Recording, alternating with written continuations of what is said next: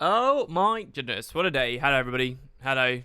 How can you tell I'm always here? Tarek Gaming says the title changed. Yeah, it basically if you're really early to one of the streams, like before I'm even live, one way to know that I'm about to go live is you can look at the title of the stream. So right now the title of the stream is More of Kourna, Old Lore References, Exploration Fun Stuff, Long Live the Lich playthrough, right? That's the title. If you were here 5 minutes ago, that wasn't the title. The title was yesterday's stream. It's because roughly before I go live, there's like lots of little things you got to do. And one of them is make sure the title is correct before you click go. Like if I try to change it now, the VOD name and things will be messed up. So you have to do it early. So that's one of the things I do as I like turn everything on. So, and I don't often say hi in chat or anything because I'm just focused on getting the stream itself up. So you can kind of tell from that. And if you snoop, if you watch close enough, carefully enough, you can indeed figure it out. And yeah, so that's basically what's going on. All right, so hello Mad Minds. Hello the other Daves. Graven Images. Sean, it's good to see you, Sean. Did you see, I sent you a message on Discord, Sean, by the way, about your pink dye comment. Dog, it's good to see you. I scared you. Really? Tarek, of course. Hey, Flag! I haven't been here for some time, but hey, 1 year soon. Yeah, how's it going, dude? I hope you're enjoying yourself and you're doing all right. But yeah, 11 months in a row. Almost the full 12. This year is really, I should do more for Twitch and the mods and stuff. This year is, we're halfway through the year now, and I still haven't utilized that Discord channel, and we still haven't sorted that out. Oh, you responded, really? Joke's on me? Okay, fine. Well, I'll have to have a look at that later. You must be buried in there on that stack somewhere. Hello, Turtle Emoji. It's good to see you. Menzies or Mengis. Ooh. Hello. So, yeah, last night, I wanted to do the Kourna video, but after I did the stream talking a ton about Kourna, it felt kind of limp. I don't like repeating myself. So, I actually went in game and played the new Fractal. I played scale 1, 2, 3, and 4. I have some footage of it. I'm gonna get some more. There will be a YouTube video on that very soon as well. And yeah, it's a nice Fractal. I've forgotten how much I enjoy just that experience. I like that experience of playing through new Fractals. What I just tripped over trying to tumble out of my mouth there is I feel like being a new player right now must be really awesome because you've got so many Fractals to enjoy now. And they're all like really fresh and pretty cool, and like they scale well. It must be. I mean, it's one of those weird things that you most of the time when you see praise about Guild Wars, it's like such inane bollocks related stuff that's just so trivial and unimportant. I've never seen a new player come and say, "Wow, I just started. I'm going through the 100 floor dungeon, the Fractals." And it's really cool. I love all the variants. I've never, ever in my life seen someone say that. And I wonder if that's just because no one else rates it very highly. I certainly do. I think that it's really cool. Let's actually look at the scales here. And especially now that Deepstone's out. Honestly, think about this maybe 4 to 6 more Living World releases down the line. So what we got? Volcanic, uncategorized, snowblind, urban, swamp, cliffside, aquatic, underground facility, that's not the same as the other one, molten furnace, molten boss, deepstone, uncategorized, chaos, aetherblade, Thormanova reactor, twilight oasis, and then that's the first repeat. You go 17 floors before there's a single repeat. And then after that, you get my Trin. They're literally one fractal away from... Oh, no, they're not. So there's still a few. But when there's 25 different islands, it's going to be so cool. You'll literally just have an easy mode, normal, hard, super hard, or initiate, adept, expert, master. They'll literally have that. I reckon they'll stop adding new fractals at that point as well. What do you guys think? I reckon we'll stop seeing totally new islands at that point. And then what they can... And you might be like, oh, but that's really unexciting, WP. No, I reckon when they have 25 unique islands, after that point, what we'll see, if development continues very heavily on fractals, is they'll like start reshuffling those maps themselves. So Volcanic, you know how... In fact, I can show you this.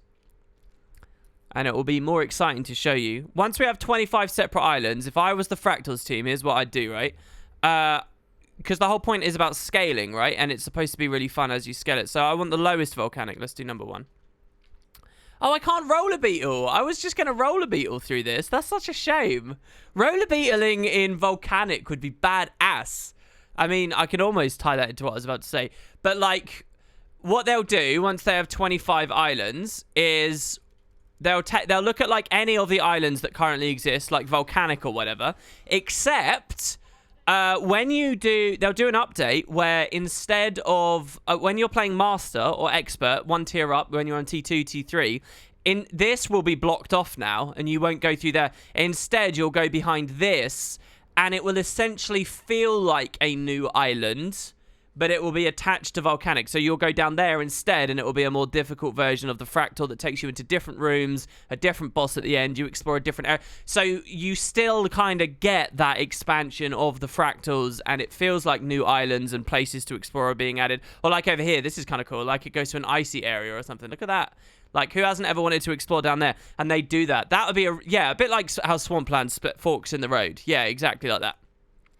And I reckon that that's an easy way they could continue updating the Fractals and give you big, tangible, essentially new islands, but they'd just be like adjoined to the existing ones. And that would make continuing to go up through the scales continue to be really exciting without having to do some really odd shuffling and things like that. How badass would that be, honestly? And that they could infinitely dev for this. Either they do that, or they just say, all right, Fractals are done now, we're going back to dungeons, and everyone would freak out because they got no idea what the better system is.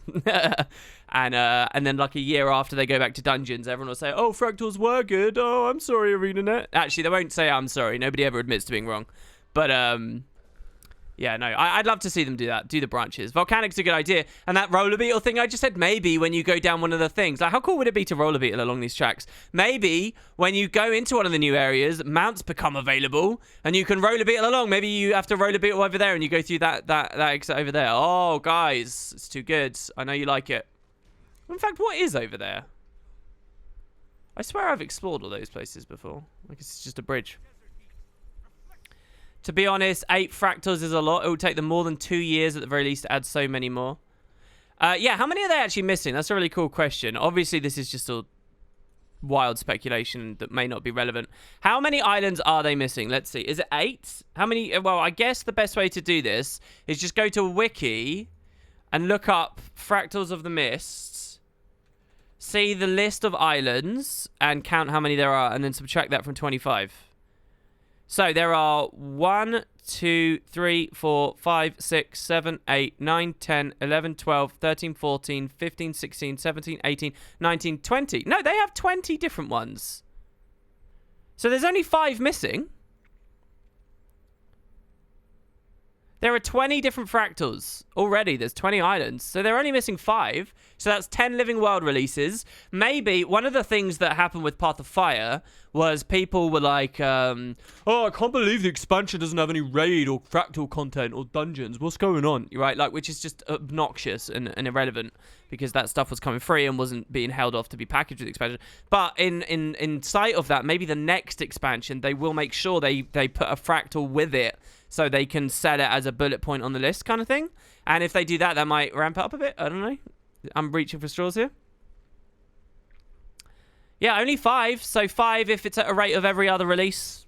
It's not too shabby. That would sort of fit the confusing time and space traveling theme of Fractals. Things don't go the same way. I'm not sure whether it's sort of a... Yeah, I mean, that's a theme. I think it's more of a mechanical gameplay theme than an... Well, no. It's definitely expressing the story too. But yeah, I think that would be a really cool idea. And that way, you still get expansion of the Fractals, even when they're the same ones. Wrong. I admit when I'm wrong. Nice learning experience. Damn. Wait, do I now have to admit I'm wrong because I was wrong about Flaganti never admitting when he's wrong? But then if I admit that I'm wrong, then I prove myself wrong, and I can't have that. I can't double down. No. Flag, you never admit you're wrong. There you go. That makes me right, and thus also proving my point. I'm doubling up with that one.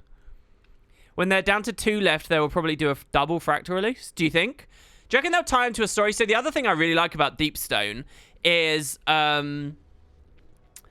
it kind of has that thing going on where it it's a really nice like packet of an experience. It's an individual little thing. I don't feel like it has to segue into other stuff, but it's got an exciting little mystery in there. You know, it just works. And I really like that experience. I really like the experience. To get back to the original point of playing through new Fractals for the first time, I honestly think they're so fun and interesting. And I never see anyone being like, "Oh yeah, that's cool." And the reason I say that is not necessarily because I think that Guild Wars 2 has to be so much better than other MMOs are delivering, but the fact is, Fractals are one of the first things new people will be interfacing with on Endgame, and the experience compared to everything else, the experience compared to open worlds, compared to personal story, even not even personal story journal stuff with current expansions and stuff, it's really good. Exploring through Deepstone feels better than most individual little POF instances. Seriously, it does. And we all know how good the POF instances are. We're in the middle of doing basically a Let's Play of that on the streams right now. It's really good. And Deepstone feels better. And Deepstone's not alone in that. Most Fractals feel like that. Some of them feel a bit disjointed and stuff. But, I mean, I guess it's because a lot of it's old hat and you just only find veterans talking on the forums now. Veterans that will presume to speak for newbies the second something is a little bit more effort than they want to go to, but veterans nonetheless.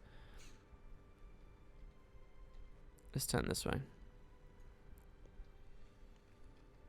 That was a redundantly phrased question. We are still just on the pre-stream here, guys. I'm going to go get a drink. I'm not getting coffee today. I saw an image of a United Kingdom vending machine a moment ago where all the cans within it have exploded because of the heat wave hitting the country right now, which has made me want to get something like really nice and icy and fizzy. It's going to be amazing. The only thing that feels off about Deepstone is T4 feels too easy. I would have liked it being more challenging. Yeah, well, I did feel like it was a bit easy, honestly. But I'm extremely cautious talking about the difficulty of that stuff. One of my pet peeves, one of the things that really winds me up, is I've got quite a list of people now who have played Guild Wars actively at various rates, but are now extremely casual and don't really play the game anymore. Like, there's quite a big list of people like that because, you know, you play a game for enough years, people are going to prioritize different things eventually. But they'll come back for new releases. And I'm not saying with Deepstone this has actually happened, but like with raids, especially this happens, and other new Fractals, and they'll play with people who still play constantly. Like they'll go into a new raid, they'll go into Wing 5 with 9 experienced players, right? And they'll clear Wing 5 quite comfortably, and then they'll presume to go online and say, "Oh yeah, it's really easy. It's the easiest, it's super easy, or there's not even a challenge." It's like, fuck you! You have no understanding of the difficulty because you played it once with one specific comp that was maxed out for it with 9 individual people who understood what they were going. Or even if it's only half the team that understands how it works and people have figured it out for you. It really annoys me so much. And not just raids, but Fractals too. People do this. They're like, "Oh, because my little experience of it immediately where I was in knowing hands and safe hands and other active people basically carried me through by working out the build craft and stuff for me. And I had it smooth. I'm now allowed to say it's easy. Fuck you. You don't know that it's easy. And I'll say that of myself as well. I found Deepstone easy last night, but maybe I just had a good comp. I was playing on a Tempest healer, a Minstrel's Tempest boon spamming Auramancer healer, which trivializes every single Fractal in terms of defense. So, you know, I had that in the comp there, and I made sure that and I was even swapping to make sure we had cleanse on the spider and stuff. So, you know, just having that alone, I know for a fact my experience of Fractals is way easier than most players, just because I have a very good build for carrying people through it. Then all that mattered was, on T3 and T4, we had a Chrono. And the combo of a Sand Squall, Boon Duration, Tempest that spams a ton of boons out, and a Chrono Minstrel that spams out the other half of boons. You know, it's like just that combo alone, you can take any 3 DPS that do anything, and most Fractals get quite easy. So, yes, I had an easy time in Deepstone. Do I really understand what that Fractal is compared to the others? No, though. So I'm very scared to talk about it. Much later, I will talk about it. When I try and run different comps and things in there, I will talk about difficulty. But it really winds me up when I see other people do, like, one run, and they think that the team's experience of it means that they understand the content, when they blatantly don't. It happens all the time. All the time. It's frustrating. But just another aspect of MMO communities and people not knowing how to discuss games. Oh, did Lazy Peon do that recently? That rant was not in reference to any specific person. If that guy made another video and that's what he said, then he's proven my point. Maybe, I don't know. Maybe he's played a ton of raids since he came. I doubt it if he's only just started playing. But yeah, I swear to God, I had no idea if someone else actually said that. Aurene is Kraukatoric. At some point, the rift will have grown larger and Aurene will vanish into it. Million years into the past, she'll grow up to become Krauk. Brilliant. I like it. That's a cool theory right there. All right. I think I'm done. It's so fun just idling and doing nothing in game at the moment, just rolling around on the roller beetle. It's actually scary how addicted to just riding around on it I am. That's pretty much all I have to say on the intro today. Not that I really had any plan as we went into it. I didn't think we'd be talking about fractals. Well, except that, yeah, I've played Deepstone now and really enjoyed it. And I thoroughly recommend you guys play it. You can two-man Deepstone T1. Do it. Do it. Seriously. Get one friend and two-man Deepstone. Default that audio volume, put your headset on, play the game, and you'll enjoy yourself. And it will get you hooked on fractals. Are we racing? No. We're doing more corner exploration today. We're hanging out more in corner. I love having a red beetle because it seems to match with the red line, and I feel really warm and fuzzy about it when it all comes together. We're gonna do some tricks up this. Woo! Oh my God, I got full endurance from that. Oh, maybe I was close already. Anyway, world tears again. That one we just rode over. Can we go up the logs? Maybe we can. Oh, you don't have a friend, but you're playing a game. It's not hard. There's a chat box. There's this keybind. It's your enter key by default. It opens the chat box. You can use a keyboard to type a message, much like how you typed me a message on this Twitch stream a second ago. Boom. Do it. It goes faster because it's red. Yeah, what I need is go faster stripes, right? How are the new Cantha assets? Listen, the mystery of the fractal, it's totally a Canthan thing. It's totally Canaxi, so it was Canthan in the end. You guys can all do one. What are friends? Yeah, and flames. That's a good point as well. I need some flames. If you paint some flames on it, it would definitely go faster. Oh, that was good. Admit it, guys. That was good. You've never seen such a powerful beetle maneuver. All right, okay, seriously, I have to go get some drinks. So I'm going to kick it off to the intro, and we're going to play more corner. I'm going to do this on EU today as well. I'm going to swap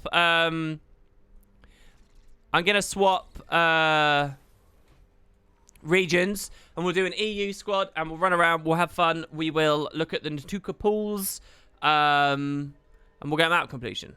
So it should be pretty fun. What class are we playing on? Scourge as well. Yeah, so join me for Kourna, the newest map added to Guild Wars 2. In just a moment. See you guys in a sec.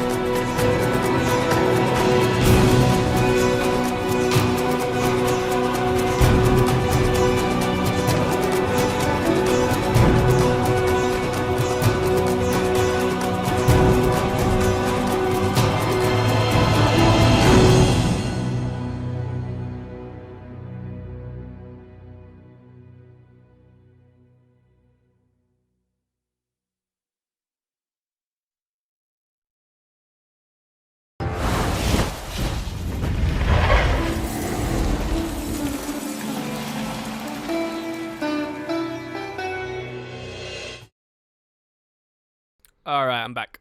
I'm back. We're logging in now. And we'll see how we go. Also, got back from watching Mexico-Brazil today. Which was kind of a boring game, considering how good the knockout stages were yesterday. But hey, I think it went how everybody was really expecting it. Last year, ArenaNet said there was going to be a new voice actor for the male char. Has this actually come through yet or not? Yes, and I'm baffled by you even typing that, because if I remember rightly, what happened was male char characters just logged in and realized they were speaking differently, didn't they? And then the release came out. So wasn't it already a thing before people even got the announcement it was going to be a thing? Isn't that the thing? Anyway, Salty Zan, is that of PvP fame? Well, that's XAN. I doubt it is, right? Anyway, good morning. So more questions about the login screen, to which, who was it? Someone said, if you removed the account and password stuff, you would get 500% less requests on where did you get the login screen. I know, but it doesn't actually, the people asking me that doesn't really annoy me or anything. It's kind of a nice indication of how many, like, noobs there are, basically. You know, I stream every single weekend. It's very rare I'll miss one, and more on top of that. And that a screen appears there. I have sent that screen out to the internet hundreds and hundreds of times. There has been an incredible amount of that out there. And there's always people who are like, oh, what's this? And it's like, oh, well, that's a noob. That's someone who doesn't come to my streams much, doesn't understand much about Guild Wars 2. So I kind of like that. It's kind of a nice indicator to see that some of the streams are finding new people anyway, or someone new is now enthusiastic enough to be there early at a stream. So I don't know. And besides, that's the point. It looks cool. It would defeat the point if I got rid of the account name thing.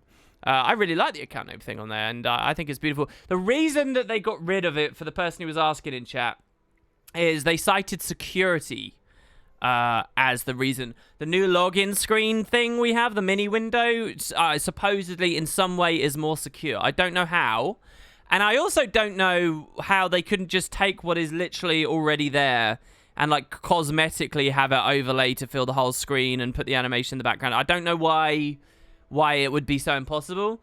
My suspicion is it's just one of those things where it's like, is it really that good for the game to have that? Are they really going to up their player base retention? Is it worth spending the time on? It's probably the kind of thing like, you know, a Bill Freist with Guild Wars 1 situation where a really passionate dev is like, oh, okay, I will spend time away from friends and family and a social life to do this. And, you know, there's no guarantee someone will do that. I know the community's passionate about it, but yeah. Doug also said, yeah, with Discord, is it 800 plus people? It's over 900 again now. So yeah, if you guys want to join Discord, we have a whole community where we discuss, talk about things, World Cup, video games, Guild Wars, everything, anything, wood and potatoes. I even used it a little bit more yesterday. There's a route to get into our in-game guild. You don't need an account. You don't need a software. You just click the link that's in Twitch chat right now. I just posted, and you can come check it out. I had a reason for talking about that. Yeah, I asked there. I said I notify people when I go live over there as well. So if you want extra notification that my streams are happening when they're happening, if you miss them quite often, Discord's a good place to go. The only time that Discord, generally speaking, should ping you is when for that general chat anyway, is when I go live. So you don't have to worry about a load of stuff that you don't care about or isn't relevant to you being shoved in your face. Yet. More. All right. Tarek. Hello. Big Blah 02, that, and they want to put latest news and promotions in the launcher window too. Well, I think that they could do that on the old style. There's a lot of space on it. I mean, it looks pretty because there is a lot of space. I get it, and you get like that kind of, what is it, eggshell white or whatever in the background. I understand that putting news on there might clutter it a bit, but the Guild Wars 1 login screen had a similar thing and also put news. It tells you when festivals are going on, when bonus weekends are going on, all that kind of stuff. So, yeah. Wonder if Guild Wars 2 Hook can hide the UI but keep vignetting the stuff like NPC chat windows. I'm not quite sure what you mean there, Ben, but the latest version of Guild Wars 2 Hook does allow you to define the injection point, which is what should, in theory, make the mirror possible. And once the hype of this release settles down and we finish our Path of Fire playthrough, I'll be looking for something new to do on the streams, and it might be that. I might look at the mirror again, because I'm still excited about the mirror. All right, let's go in game. So, EU players, you'll be able to hang out. We are going to be checking out the domain of Kourna. Going to make sure that I have my audio good for you all. So we'll do that like that. And I'm just going to assume you guys will be able to hear the game at this level. And in not too loud of a way. So you guys can hear that fireplace, yeah? Am I going to watch Belgium this evening? You're hyped? Yeah, I'm going to watch Belgium today. Definitely. People don't know, in the World Cup, Belgium's B team just played England's B team in the group stages because neither of us needed to win because we both blew up Panama and Tunisia. So we played one another and Belgium won it, thus putting themselves on a much harder route through the World Cup. So, and England lost, but we're all like, oh, it's okay that we lost, but is it really? I don't know. But so Belgium get their game. Basically, England gets another day of training and rest and not having to travel on planes, as well as having easier competition because Belgium won and they have to play today. So I'm really excited to see Belgium today. Yeah, for regular gameplay, I play NA, but for streams, quite often I end up on EU. I did a lot of PvP on EU as well recently. If you were to look at the last 5 months of my game time, mostly it's been EU. So here's the squad. If you guys want to play with me as we explore and do all the cool stuff on this map, you can type in your chat box /squad_join list. As you can see there, written in blue on screen. Just look at the stream and type that in the chat box. It's that easy. There are no more questions that need to be asked. You just type what you see and press enter. That's it. And you will be in the squad. And then when you load in the map, the game should throw you into this mega server. If not, you just right-click one of the characters and you're in. So we got all of the map completion objectives here, and I think we spoke to everyone and did everything, but we didn't show off the rewards for the map. So I want to come back here, and we're going to start off with a discussion about plague doctors here today. So this is the first... Oh, God, I'm going to seem really bad here. I think the first release since Lake Doric that's added a new stat set to the game. Am I right? Lake Doric obviously adding Seraphs. And we get a new one here as well. So let's just roll through and see what they've given us. For gold and the season-wide currency volatile magic. So we get the Cornered Portal scroll. That's what I used to get my Scourge here. The Tome, which you add all the scrolls in. I've already got one on my camp. You get Karma Booster. This is just as potent as the one for Sandswept. Probably a bit worse because the mob density's lower and Sandswept's got all that awesome mower stuff going on. You can also get XP boosters if you like. Probably a bit useless, but if you played a previous release and got a ton of volatile magic, and now you want the Beetle and you want to do the Beetle Masteries really quickly, you could spend on the Kourna Empowerment, and then that would boost you up there. I don't know whether that works on items, so I don't know whether you can take casino tokens from Amnoon and then eat them here in this map with the empowerment to get more experience out of the tokens. I don't know whether that's a thing, but there you go. Because it doesn't say bonus experience on kill. It says just bonus experience. But it also doesn't say bonus experience on all item sources, so I don't know. Next, there's a supply cache for 10k. This is what I'm going for now. This is the new home instance node. I was really happy to see that the devs added this like straight away, really. Sometimes it takes them a long time to remember that these things go on the maps. But there it is. We get a cornered supply cache in our home instance. That will probably give us the volatile shards from this map, plus, you know, random stuff. Then there's cloth, wood, leather, metal trophies. This is Path of Fire wide, and they've all had these. There's obsidian shards, which was also true of the previous season. And then there's the Omicron Latigo strap, which I don't really understand, to be honest. This was a thing last release to build a backpack, which I never made. Oh, no, to build a bag, isn't it? That's for a 32-slot bag. I never built the golem last patch, the golem backpack, and I never crafted the bag last patch, so I really don't know those aspects, but that's here as well. So, that's the main stuff. Now, let's look at some of the juicier things. Legendaries on the bottom tab, and the newly added tributes to Resolution because of... Oh, wait, no, not that. The new one is Call of the Void, I think. Yeah, Call of the Void, which becomes Verdurak, the new Warhorn. But then... we got a tab here for Plague Doctor's equipment.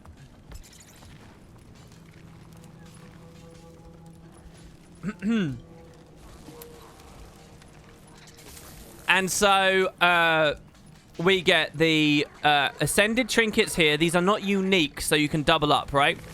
So you can wear 2 Lone Eye Signet Rings, plus the choker, which is the amulet, and have 2 tarnished corn and coins for the accessories.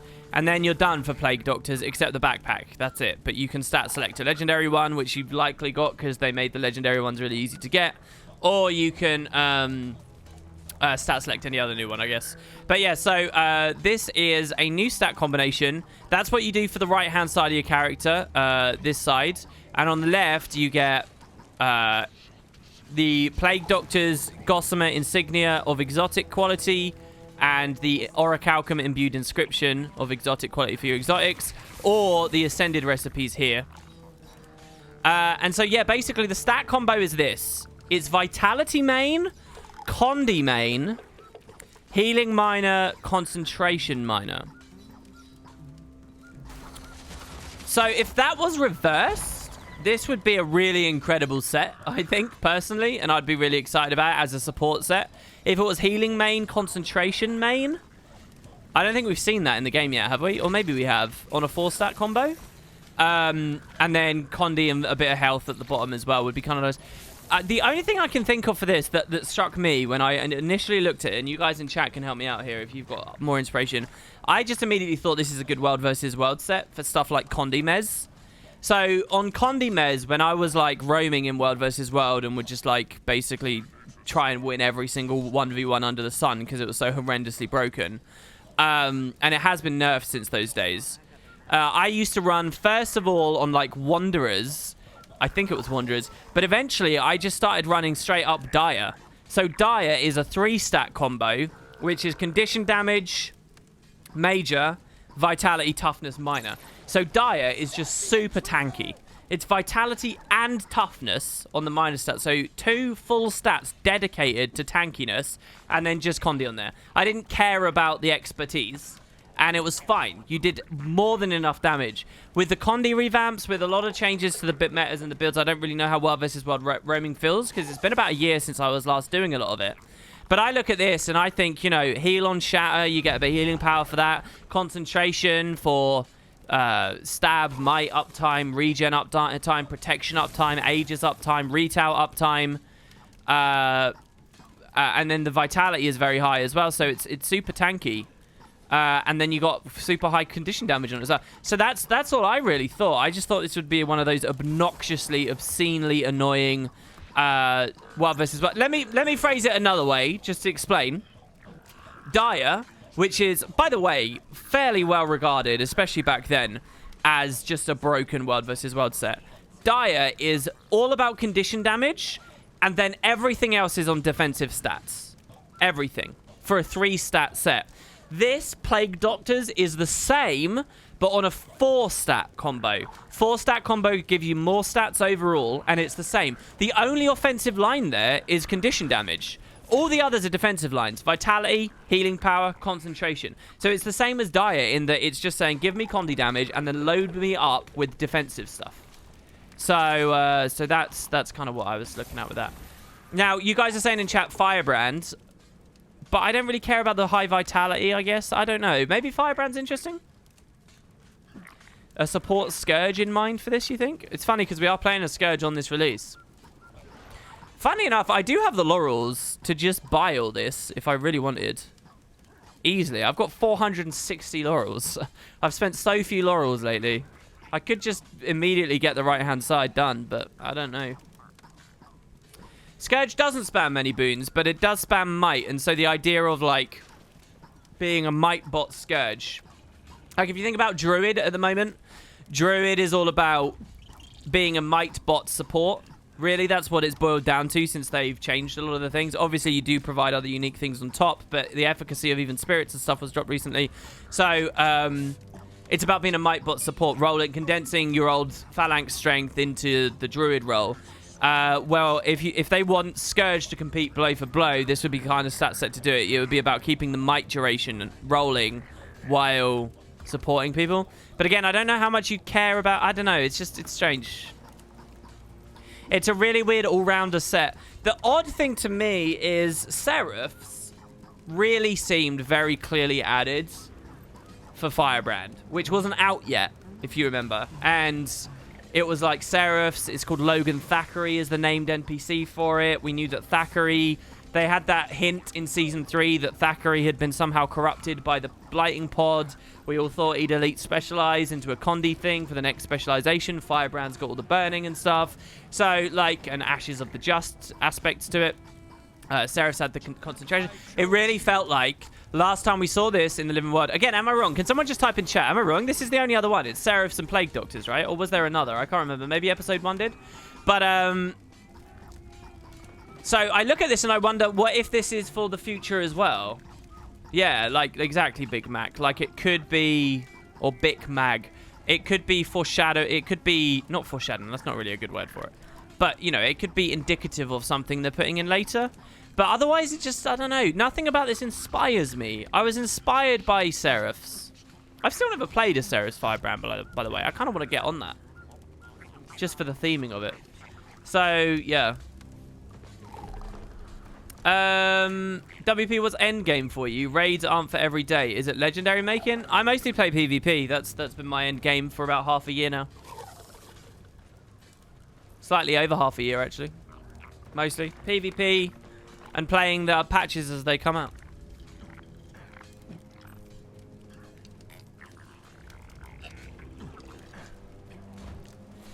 When you saw these stats, you immediately thought of Apothecary Support Tempest? Thing is, Support Tempest, I put forward Apothecaries in that video I did because the Condi thing was quite nice. But very quickly after I did that video, when I started running meters, I actually really stopped liking it. And my favored now are Zealots, Magi's, or Minstrels. Those are the only 3 I'd actually consider for Tempest now. There's not enough Condi pressure to justify it. I know that there is some with the Warhorn 5 and Earth and stuff like that, but there's not really enough to justify it, I don't feel, personally. And I found that quite quickly after I made that video, so I don't really believe in Apothecary. I mean, it's good enough to get through the content, obviously, but there's much better out there too, so I just find myself gravitating to, like I said, Zealots, Magi's, or Minstrels. Those are kind of the 3 kings for me.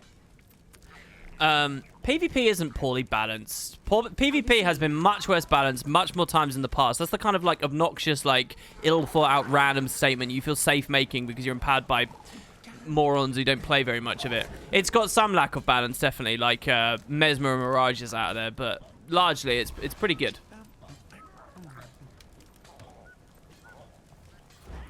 Plague Doctor is better than Dire versus other Condi players. I guess its toughness doesn't help you versus the Condi damage.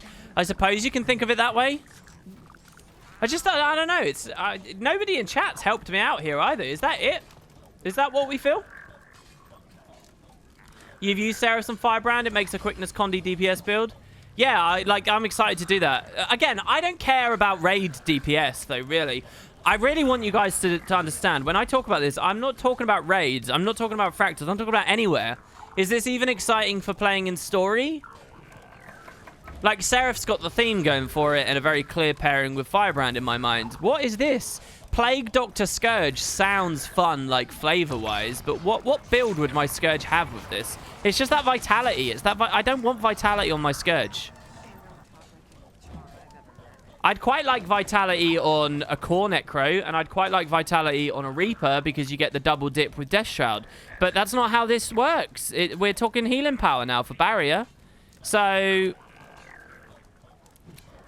And I don't like the idea of Condi Reapers. I never have, so I wouldn't be playing it on that. A Core Necro that runs Plague Doctor Core Necro? I can maybe see that. What's your concentration benefit, though?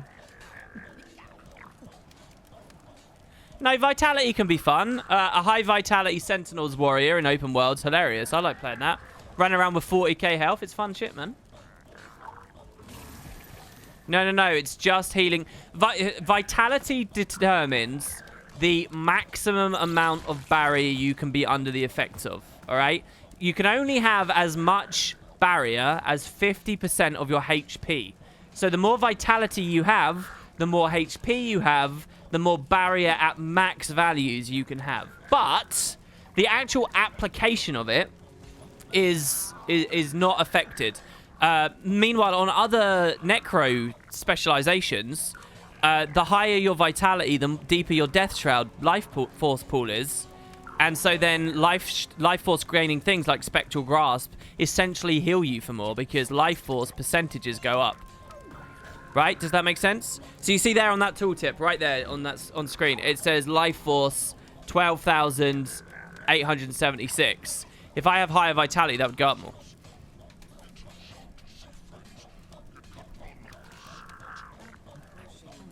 I guess vitality makes the shade skills cheaper, sort of. But they're spammy enough anyway, especially in open world. I'm not sure. I'm scared I'm going to bore you guys now. I really do want to get to the bottom of what's exciting about this, but I think we've probably spent long enough. Yeah, there you go. Tristita said it as well. So it's kind of like increasing your mana for Scourge, which is fair. That's a perk I didn't think of at first. But if we think about it, you don't need more mana, do you, on Scourge? The devs didn't balance this to be pressuring on the life force at all. They probably play tested a little bit and realized there was a bit of finesse to it. And that translated into frustrating gameplay because it's not spammy. So they just made it all really cheap. I can almost guarantee that's what would have been what happened. It's frustrating having to manage a mana bar. That's not what Guild Wars 2 is about. Let's just spam up, baby. And then they would have made it all cheap. Random question, what world am I on? I don't know.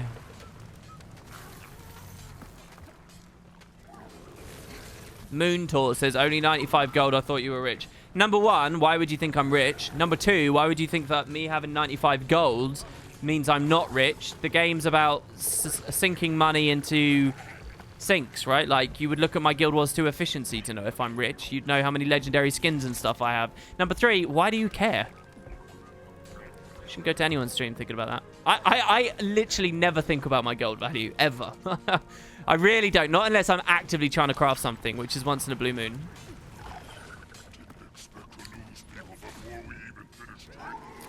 This is wildly off topic, but Elonan or Elonian.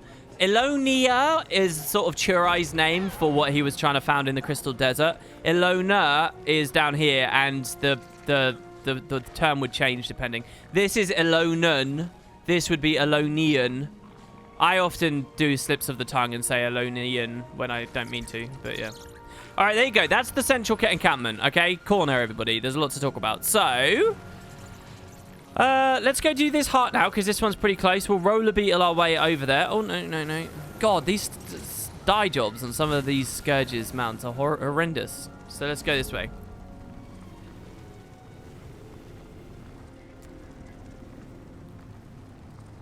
Damn, that was an awesome thing for my first time in the stream. What was an awesome thing for your first time in the stream? And what do you mean I'm too British? What? There I jumped while boosting, and did I not just lose the effect of the entire boost? Alright, so, coming slightly south of the main encampment, we have the first heart. Oh, this turret's going big time. Bring Corsair supplies and tasteless roots to the supply depot, and rid the allied encampment of awakened spies. So let's see what these guys have to say to us. There's supply recruits around. Who won't speak to us. Where exactly is the heart vendor? Is there no heart NPC here? What? Hello? We are the lifeblood of this insurrection. So, it's Farron. Farron's here, and check out his new armor. What do you guys think of this? Very ornate.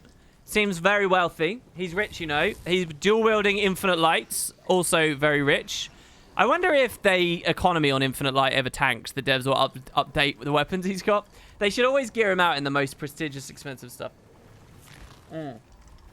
We won't let you down, Commander. I know I can count on you, Farron.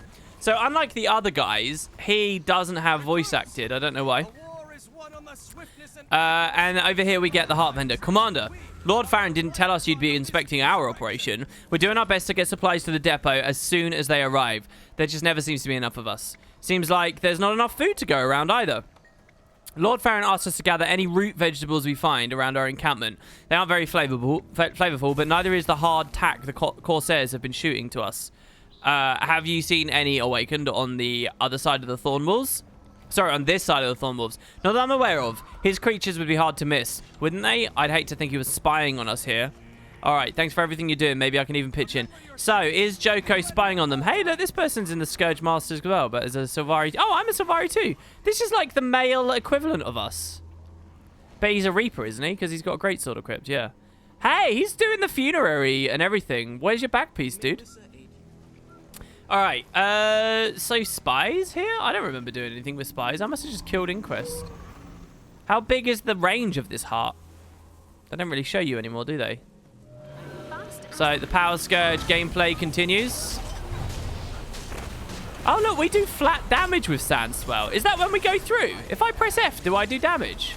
Oh, I didn't get the thing. Hold on. When an ally uses this, do I pulse out damage? Can I pulse out 25 packets of 900 damage from everyone going through the Sandswell? That's not a thing, is it? Is that true? Let's have a look here. We'll grab this Kourna supply cache while we're at it. No currency to get these, you'll notice. Is there a reason I don't stream new content day one? Because I like to play it on my own. I'm just as much a fan as I am trying to earn a living covering the game. And I kind of don't want to break that. Plus also, I don't know, I'm a bit judgy. I think it's a bit shitty and easy, to be honest, to just, oh, I'm going to play all the new stuff. I don't like catering to people who are only there for the newest all the time. I don't know. The truth is I just really enjoy playing it on my own. The first time I go through. I don't want to be on. I don't want to be thinking about you or your opinion. I don't want to be interacting with chat. I don't want to consider anyone else. I want to think about my character. I want to think about Tyria. I want to think about the story. I want to have natural, normal responses to that. I don't want to be thinking about spoilers. I don't want to be thinking about being entertaining. I don't want to think about Twitch terms of service. I want to have fun playing the game that I enjoy. And so I play it on my own. And I don't try and exploit people by being like, oh, I'm just going to play the new stuff for you. That's basically what it comes down to.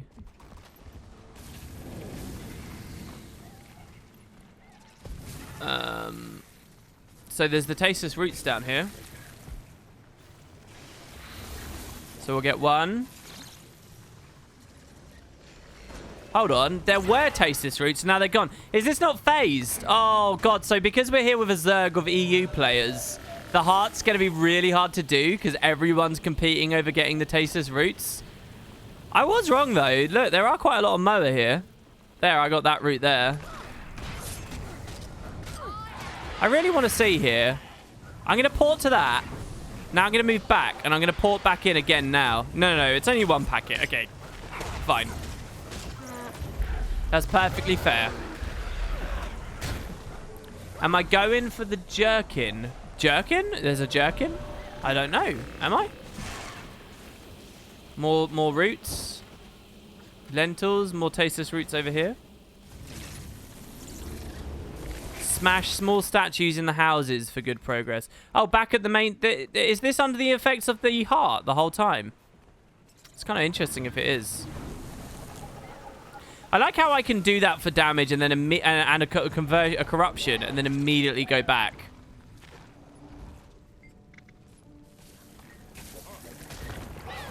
Wait, what? Where do I deposit the food? Oh, I guess it is at the encampment because you deposit the food over here, don't you? That's the supply depot all the way over there. Fair enough. All right. Oh, that was good, getting on the beetle on the top of that hill. That's like the beetle dream you just saw there. That you can go downhill and then you've got... Then the boost comes up in time for other stuff. Here you go, supply depot. Right. Okay, that's fair. So, yeah, let's break the... Oh, there's a Dolyak here? I've never done this escort, so I want to do this as well. I've never done this. Safely escort the caravan from the ally camp to the farmlands. Let's do it. A Dolyak in the desert. I wonder how happy this thing is. I'm going to find a way out of the encampment here. There we go. I wonder if it moves really quickly. It does. Oh, yeah, it's an arid one. Right. It does move quickly. I love escorts in POF. So good. This is going to scale hard. Hopefully. Hi, WP. Will you make a video discussing and speculating the future of the story? When the LP gets there, yeah. And on streams, we will. Keep an eye on these streams, but not a YouTube video. Well, in terms of... there will be a Wood and Potatoes 2 YouTube video. There'll be that.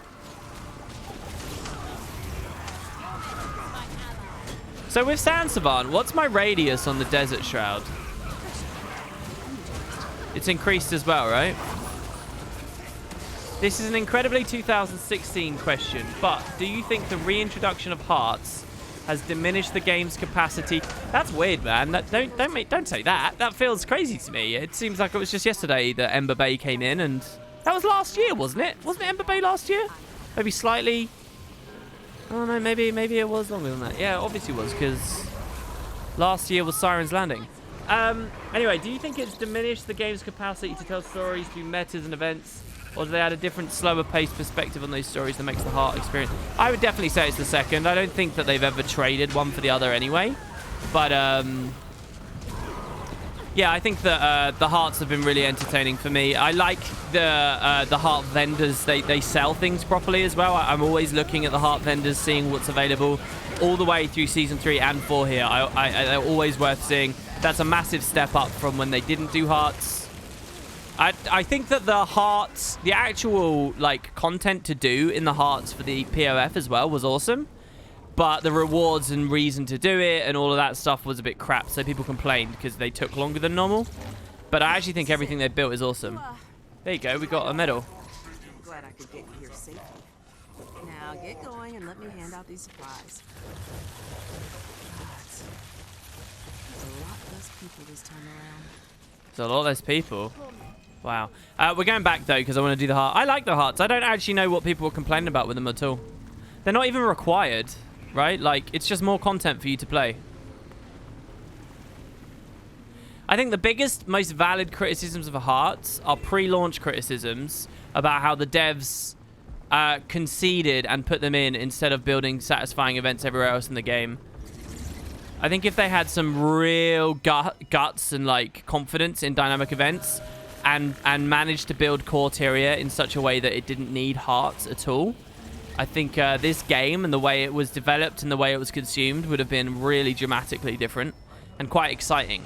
But I think that concession of implementing the hearts and then leaning on them and then becoming like the main fucking thing to do for Kourna because they didn't do enough events kind of crippled Guild Wars in a lot of ways. I think those are the most legitimate discussion points against hearts that have ever existed, and none of them are relevant really, practically speaking, since the game came out. You can also transport from the crate near the heart to the supply crate in the town. Oh, can you? So what, you go out here and then you go to the supply crate over here with crates, do you? I didn't know about that. Let's have a look. I kind of want to get the most out of this, so we'll see all the different tasks you can do.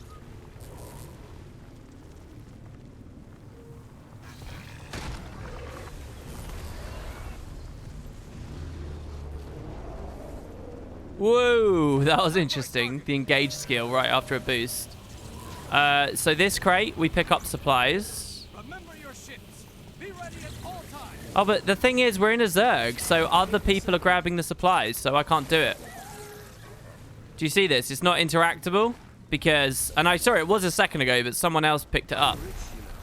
And wherever I move, all these other people are going to come and stand and press F before I can do anything, so unfortunately, playing it like this is a bit... I mean, that's... I was just talking about legitimate complaints about hearts. One of the other problems of hearts is they do often bugger up the implementation and they punish you for playing with lots of people. Oh, I already have them. Oh, I see. It's an active effect. Oh, okay. And the tasteless roots don't seem phased. So maybe they haven't fucked this up at all. Maybe I'm just a miser. Okay, it's an active effect. All right, never mind then. Fine. It's the blue horns. Why they did that instead of an environmental weapon that I carry on my beetle, I don't know. But all right. Do you think Guild Wars 3 we might have talking Joko statues being worshipped still? I'm sure that they could easily do a white mantle situation with Joko's followers, definitely. Go another like 500 years in the future and you still find a sect that cares about X, Y, or Z, even if it's not been around. Oh, there's the Beetle training course I wanted to show you all as well. Let's do that. I mean, this is great. So I'm going to play this once and let you hear the audio. Hopefully we get the full set and then I'll talk to you again. But I want you guys to listen. Look at how cool this is. Basically, this is an adventure that approximates a race and they give you dialogue as you play. It's brilliant. Are you ready? And daily, we've got to beat 48 seconds. Boots is Not that high anymore, I think, probably. Broken doing very well. Nice with the 45 seconds. All right, here we go. So, listen up, guys. I really love this. Reminds me of playing, like, any game, honestly, where there's, like, a race sequence and people talk to you while you go.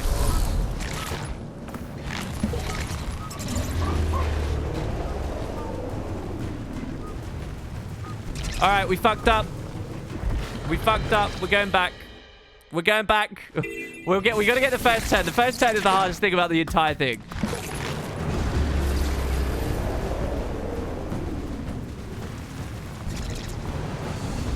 We fucked up again. They say you're kind to remember. It's all right. This will happen, guys. It's not that funny because this is the way adventures go. You restart a lot.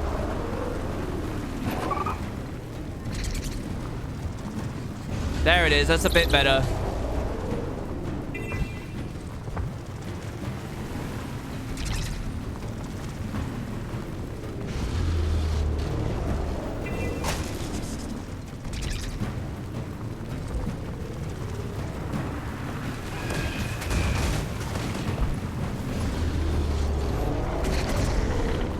He's not talking. Why are you not talking, man?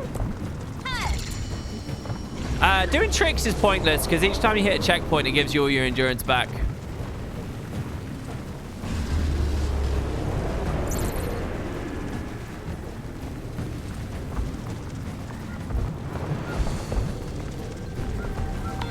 Not too shabby, Commander. I think PD likes you. So, all right, never mind. That was pretty lame because he doesn't talk to us. I guess that's account bound as well. That's only once. But yeah, I did that pretty good there, I think. I mean, it wasn't too terrible. But we only got 53 seconds. People are getting 45. Boots had 45 in the first 24 hours. Great. Only first time. Thanks again, guys. It's real good. Never mind that then. Sorry. Well, there you go. The roller beetle race. That's the one of the main things. I haven't done the other adventures on the map yet. The ones with the griffin. So I'm quite looking forward to going to do those soon. Let's keep grabbing tasteless roots. We'll go deliver those to the people soon. We don't put them in here, do we? I don't think we do. Oh, we do. Maybe we do. Get a lot of karma for that, by the way. It's 5k karma just for basically riding a beetle in a straight line. Or not a fully straight line, but you get what I mean. It's not complicated. So, what about this outside camp? I've never really spoken to the people here either. Do they have anything good to say? What we got? Head medic. Assistant medic. We can't do any of the medicine stuff. The Omicron Nightwalker. These guys sitting on the chairs. Even though they never allowed the players to, they get the NPCs doing it. That's kind of cool. Just another example of a little bit more quality you get there. They don't really have any dialogue. Okay, I'll keep grabbing roots, I guess.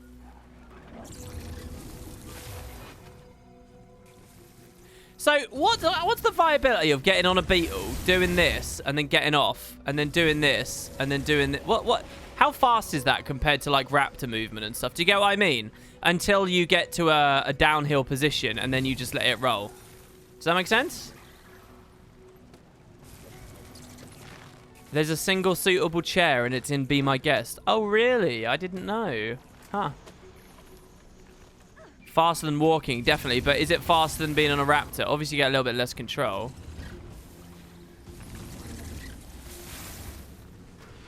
I guess it depends on your lag as well. The laggier you are, the bigger delay before you can get back into another beetle. But, like, if you want a beetle and there's just a little bit less of a summit, you'd do this. And then you'd get straight back on, and then you'd roll, like, the rest of the way, you know? It's an interesting engage in that way.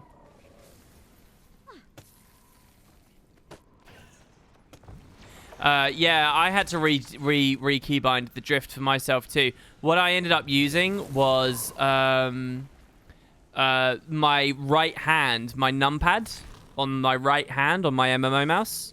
And that worked perfectly for me. I don't remember this heart being like interacting with this heart at all, let alone it taking a while. More roots, I guess. We should probably try again, listen to the advice of chat, and go for more statues.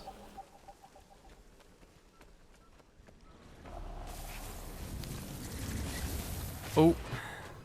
Damn it. You rebind in S and it worked great for you? Yeah, I guess S would work quite well. Because you can still move left and right very easily with it. So there was a Joko statue in there, which we already broke. We have several tasteless roots, which I can go put in the crate. And we just got a few more buildings to try out. I guess I'll show you... There is another little bit of content here too. And that is the big tall building. By the way, another thing. This was one of the garrisons, right? This is the Zelban garrison. Doesn't really look or feel at all like one of the Guild Wars 1 back garrisons. So I wonder if the devs care that they didn't sort of follow that up in that way. Spare parts. Where do we find spare parts, I wonder? Sadly, climbing on top of the building is a once per lifetime experience. I should start recurring it as that. Talking about it as that. It's not once per account. I'm going to label it for more realistically what it is. It's a once per lifetime experience for these people. Gotta go this way. Can't find any of the buildings to go inside right now. Any of them. The teleporter you give on the opening instance when you're here doing the stealth kills is like crazy too, right guys? Let's try in here. Listen to this guy's turret. This is where Kanak is. Nope. It's not once per lifetime, it's once per all the lifetimes of several people. Once per all the lifetimes, what do you mean? Don't tell me they sent you to help. And this is the same one we were in before, no? Oh, she's doing the caravan again. Jesus. That loops quick. I've been listening to your old pods lately and was wondering, have you ever gone Brant to listen to that? I guess you mean back to listen to them to recall how you felt on those old Season 1 patches? No, I haven't really. I do go back on some of my old content and try and keep a grasp on myself. I always find in my old videos I'm using some like words, like some aspects of my vocabulary that I haven't used for ages. And I'm always jealous of my old self. I'm like, why don't I use that word anymore? I sound more stupid now. But I think what's happened is just that there'll be other words I'm using right now that later, you know, I'll just go through different phases. I do sometimes go back to my old stuff, but not those really, because I don't really see how they're relevant at all to anything anymore. I think it'd be kind of interesting, but they're also big time sinks. I can't easily just click through and be like, oh yeah, I'll listen to this bit. Pinning down what conversation happened where and all that stuff. I don't know. This is really, really, really dumb and boring right now. I'm so sorry, guys. Let's actually get some more routes, because that, despite the fact also being boring, was at least going a bit quicker. I simplified my English to my audience. No, I don't think that's really true either. It's just I'll like find a word that I like, I think, and I'll use it for several months in a row, and then it would disappear or something. But there'll be another word that's replaced it. Another word in its stead. And they're not always big, complicated words. Sometimes they're words like that, like stead. I might hear myself say the word stead like 3 years from now and be like, oh, I don't say stead anymore. And I'll be like, damn, I should use that word.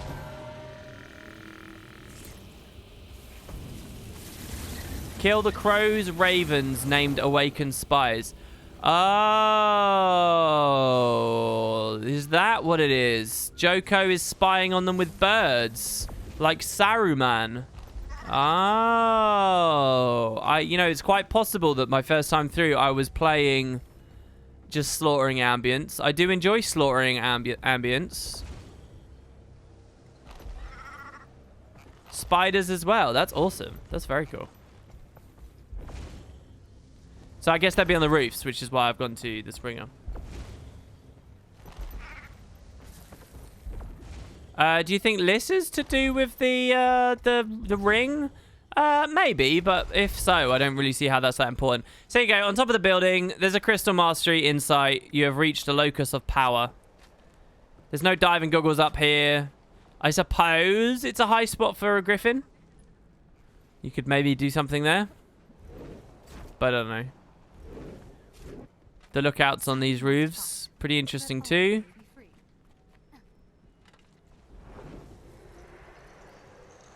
And some mini griffin. Here you go. Awakened spy. Look at this. It's an undead. That's actually technically a risen chicken right there. Boom. Sit down.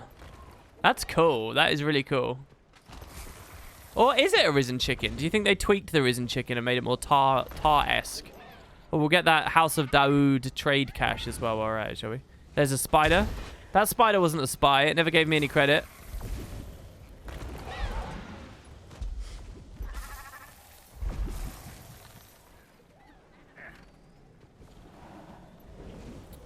Yeah, they added more tar. That's awesome. So there are a few new varieties of things here. I believe, can someone confirm this to me? But I believe the scale are new in this patch. Aren't they? The new desert scale here? I don't remember them from the expansion itself. Almost done. Gave them a lot more roots. I like how we're giving them tasteless food. It's like the best we can do is still just tasteless nastiness.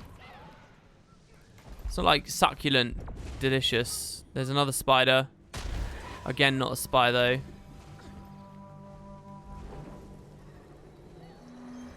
Come on, we're so close. Wait, you don't say stead anymore because we haven't had any Norn content? Well, that would be steading, wouldn't it?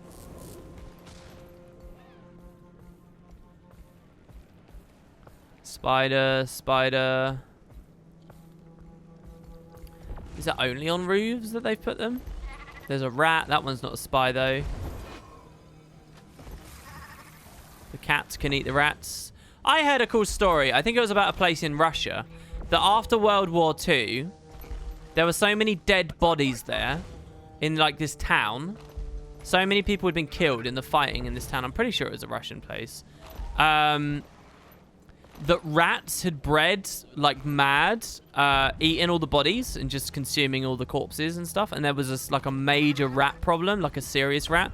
So they, as a response, brought like an entire train, and the rats then were eating food supplies, and the people who were still there had survived, were you know, starving now because all the rats were eating all of their remaining crops and whatnot. So they brought an entire train of cats, like thousands and thousands and thousands of cats to this town. And the cats went mental. And like all the family, everyone that was there basically got at least a cat. And they just charged around just slaughtering loads of rats. And now cats are like a huge thing there ever since. I don't remember what that's called or whether it even was a Russian town. But it's a thing. And it was a post-World War II thing. There are some near the heart vendor. Oh, there's more spies near the heart vendor, are there? Well, we need to go back to the heart vendor anyway, because we want to see what they're selling. So I guess we can come explore out here again. If we can get the last couple of ticks over there, that's great. There you go. Katingrad. Was that? Oh, no. That you're just making. That's a joke on it. It's not called Katingrad, is it?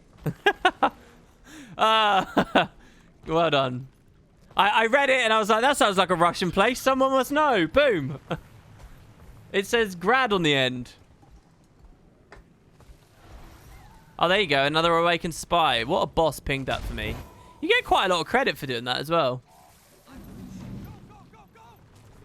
Yeah, this is pretty boring. I don't know why I have no memory of it, though, because I just flew through this last time. Literally, I didn't have to try for any of the hearts my first time playing this. I'll have to watch the footage. The problem is here, look, we'll kill this Aboga. The Aboga will give us credit. Surely the Aboga will give us credit. Why didn't my thing run? So what's a good thing for me to use here? Surely not just spamming. I mean, that's Scourge in a nutshell, I suppose. It didn't give me credit. Yeah, I do have no memory of this place. Oh, come on. Go fuck yourself. We wanted to play a Dread build, so I guess I should use F4, because Dread will proc on that. I don't want to go all the way back to the crate. Just hand in some tasteless roots to have to walk all the way back. That's going to be really annoying. Is there no more spy here? Oh, I know why it finished instantly. It's because of this event here.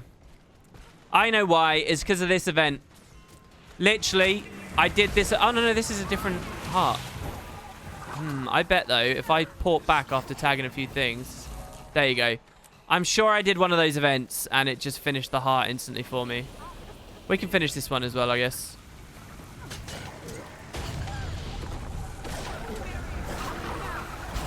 That was some pretty big fear there.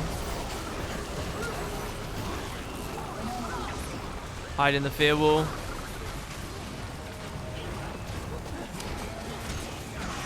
Some good CC. Right. And while the Zerg clears that up, let's read this.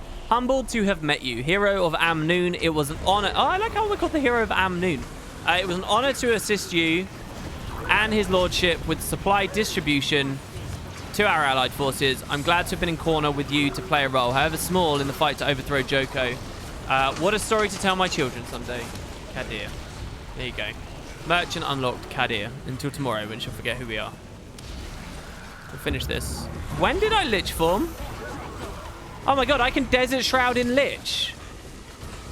Oh, I've never played a Lich Scourge. I've never done that. Holy shit, how valuable is that? Wait, what skills can you get then as a Scourge Lich? Fearing people as a Lich is pretty cool. Desert Shroud as a Lich, that's kind of good. I didn't realize you could be a Desert Lich. Of course you can though, right? Wow. Huh. I really do wonder whether there's something fancy you can do with that combo. Interestingly, they changed Plague into Plague Lands, right? But you could have been a Plague Lands Lich as well. Scourge. A Plague Lands... A Desert Lands, if you get what I mean. You could have been in Desert Shroud in Plague Lands, and that would have been so powerful on a Condi build. Can you imagine? The old Lich Plague form? Can you imagine old Plague form with shades up and stuff? In fact... Oh, God. Excuse me, I'm coughing here because I was trying to drink as I spoke. I bet that's why the change went through in the end. Because this got changed shortly before Scourge became available. I bet that they realized that combo and then they got rid of it before people could exploit it. Don't you guys think? The timing is pretty suspect for that.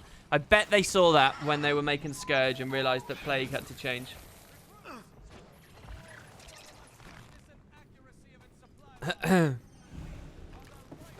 No. It wasn't before Heart of Thorns. Plague Lands got added in sometime during Season 3.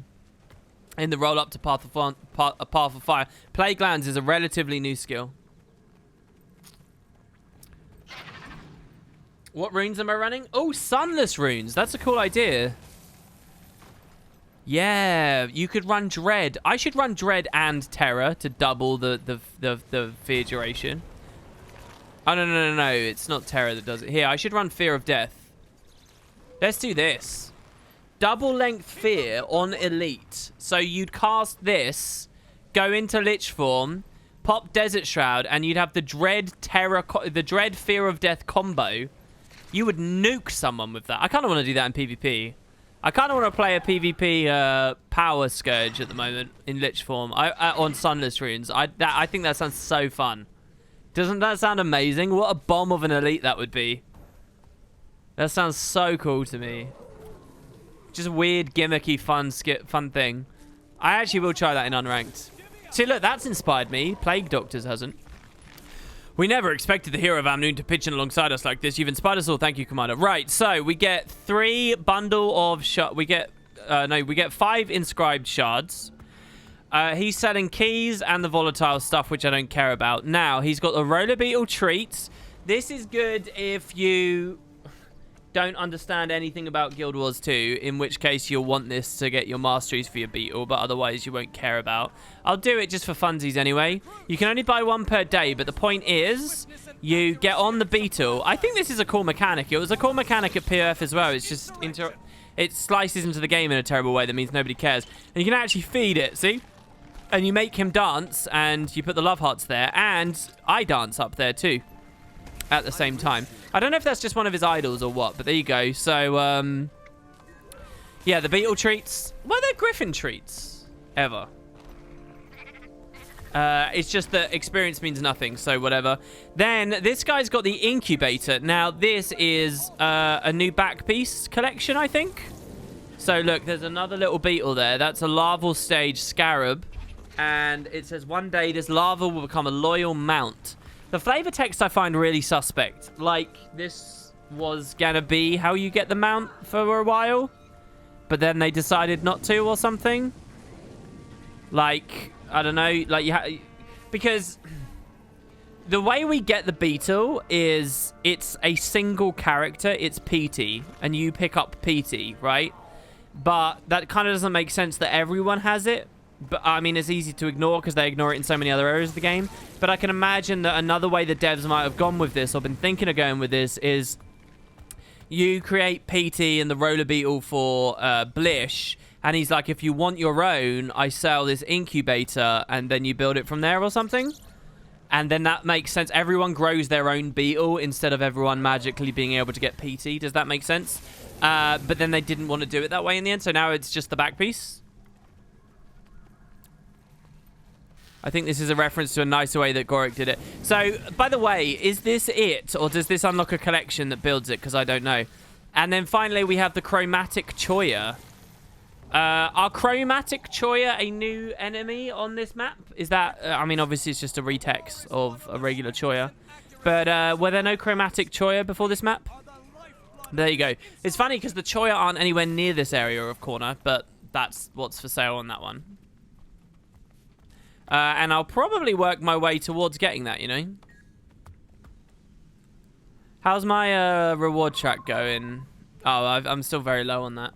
But when the reward track finishes and I get a ton, I'll probably spend those on the incubator. Until next time. Yeah, okay. So Chromatic Choya are a new enemy. There you go. Good. Right, so let's roller beetle our way north now. Check out some new areas. What do we want to see? I haven't boosted yet, amazingly. So there's another event over here with stolen supplies. Recover the stolen supplies from the Joko's... Did I say surprise? From Joko loyalists. So this is the Natuka Pond. I love this area. Everything about it. So this place is gorgeous. Do you remember Heart of Thorns when you do near the Burnisher Quarry the chase sequence from Foul Lane through here, and you're in the quarry here?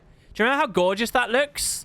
Well, the devs kind of did a really awesome other version of that here on this map. It's so nice here. This is the Loyalist Warren. And it's so dusty, and the bones in the area, it feels dangerous, and you feel really small. This is what I speculated. Here, this doesn't blind you or anything like it does in Dry Top, which I thought was a bit of a shame.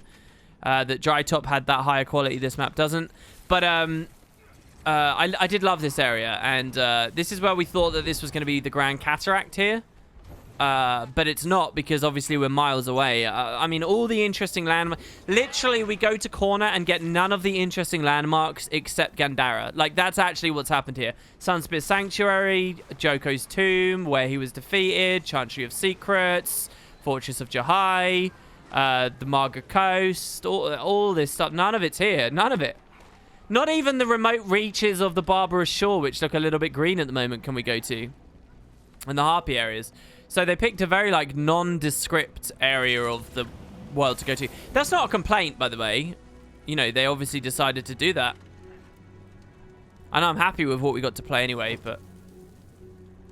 Right, so, yeah, they've got supplies, and we've got an event to give them all back. So, lots of supplies around here. Players have already basically killed all the mobs, so that's good. And then we hand them in at the entrance to the area here. To this farmer. They took our supplies, and I knew I didn't, if I didn't try, we'd never get them back. But there are too many loyalists in there for me to deal with. Can you help? What did they take? Everything. And we're already strapped as it is. Bring them back to me, and I'll make sure they get back to the village. So are they using... Why have they gone away from environmental weapons? See, this is such a weird thing to me. It's like... Why does every team feel like they have to do a different spin on, like, tried and true normal functions and mechanics? I don't know. You don't have to push the envelope always. Is this really another environmental... Is this a buff on us instead of an actual thing we hold? Let's see. No, this time it's a thing we hold. I don't know, man. I don't know. Have I worshipped at the statue before? What statue? On this release? Maybe not. Interact with this statue, WP. Everybody wants me to interact with this. I guess I'll try it out.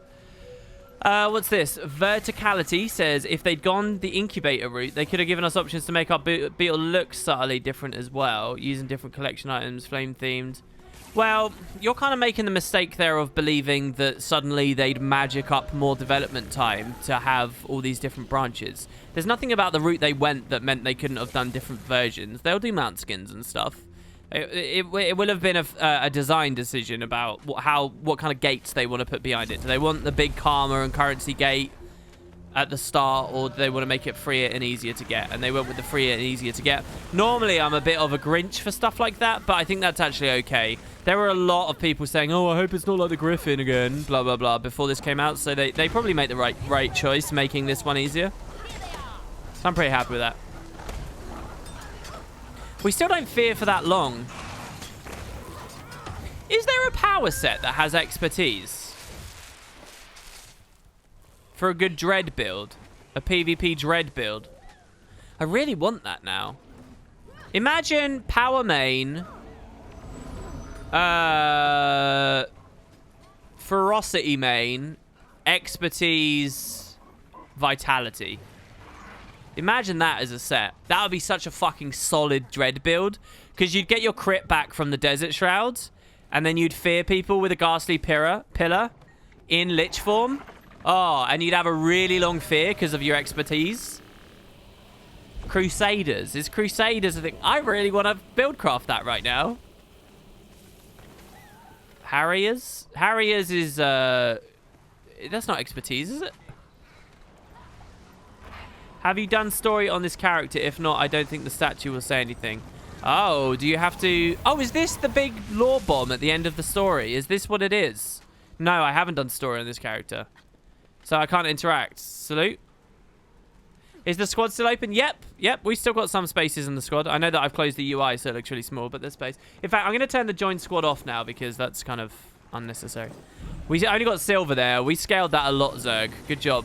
Anyway, I like this place. This is a cool place. Either Crusader or Vigil. Dude, come on. That sounds amazing. I've got to play a Dreads. Necro Scourge. Because Lich form Desert Shroud. What a combo. What a combo. That's too good. Look how badass we look. I didn't even realize this was possible. Gotta play it. I found something that's not really cheesy and shit to play. And is actually fun. Or conceptually.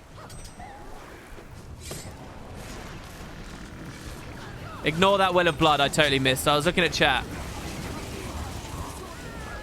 The Plague Doctor Ascended Amulet has flavor text that tells you it can supposedly make you immune from Scarab Plague. Oh, really? Menzie says, I had no idea as Scourge is my main. I had no idea. I've never played a Scourge main until a Power Scourge until this stream in PvP, so... Oh, no. I have played it before. I just didn't do Lich. Can Lich fear? It can, can't it? One of the new Lich abilities has a fear. It's got that wave, right? It's a fear wave that you then teleport to. So you got one fear for Dread in Lich form. You got the Lich form fear itself. You could pre-cast a Spectral Wall. Oh, mind you, that strips all Spectrals, doesn't it? Removes all spectral effects. Does that drop your fear? Get rid of your fear wall then? Come on, you can fear chain the fuck out of someone. Sunless runes in Lich form. Oh. All right. Anyway, that's this area done. Sorry, I'm getting excited about a dumb build and not talking about the game. So there's the Natuka Pond now. I'm not sure how the devs actually want us to get there, but here's how I got there. I went to the very top. I don't have a pick, I don't think, to grab this. Oh, I do. We'll grab it. You guys all want me to. Oh my god, do I have speed on this? I don't have a glyph of speed active, do I? No. It's just faster than I thought it was. And I used the Springer just to climb up from here.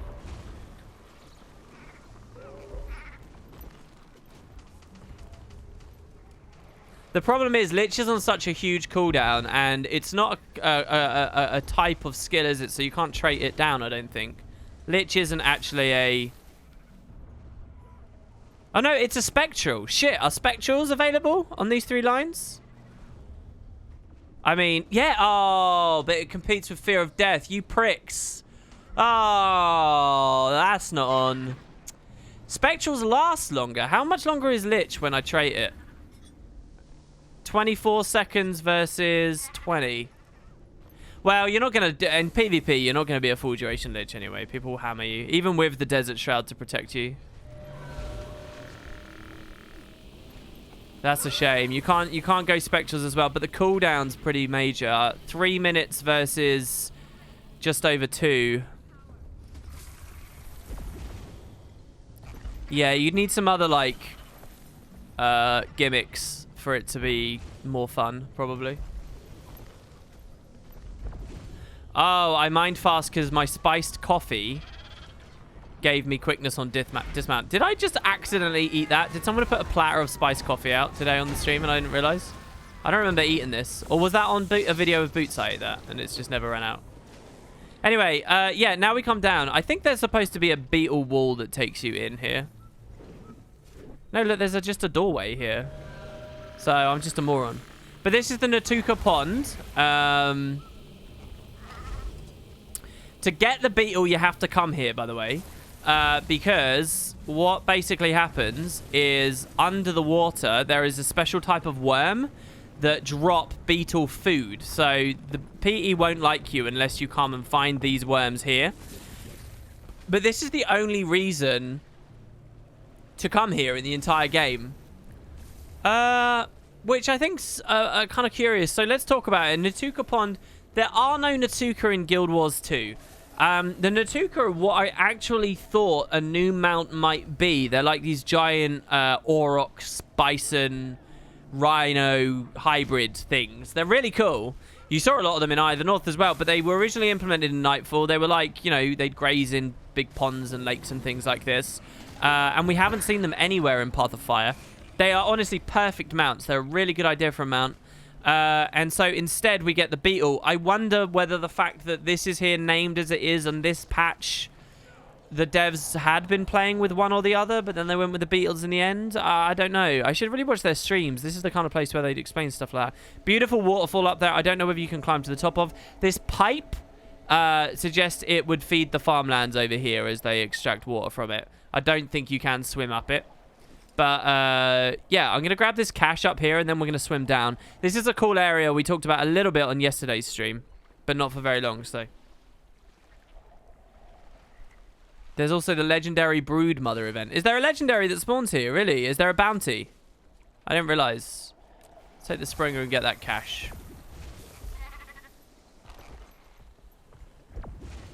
I kind of want to get on top of the pipe now as well. Ha! We got Palawa's benevolence somehow. That's very strange. Alright, fine. Are we too high now? No, it's right there. Oh, it's a Cowrie League cache. Look at everyone stuck over there. Aren't I just the most fun commander to follow?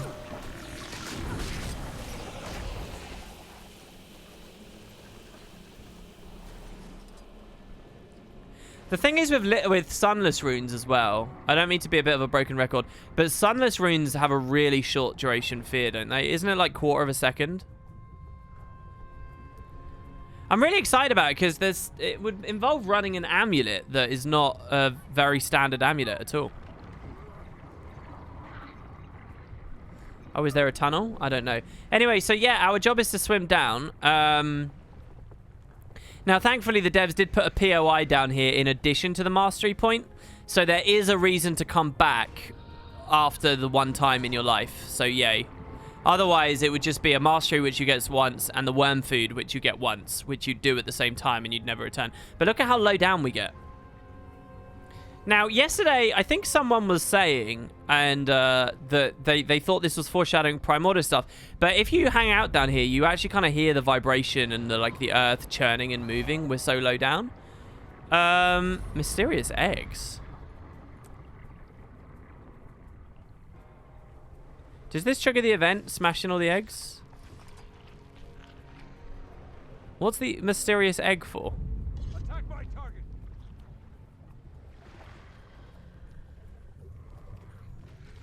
Hello? Mysterious eggs? Really?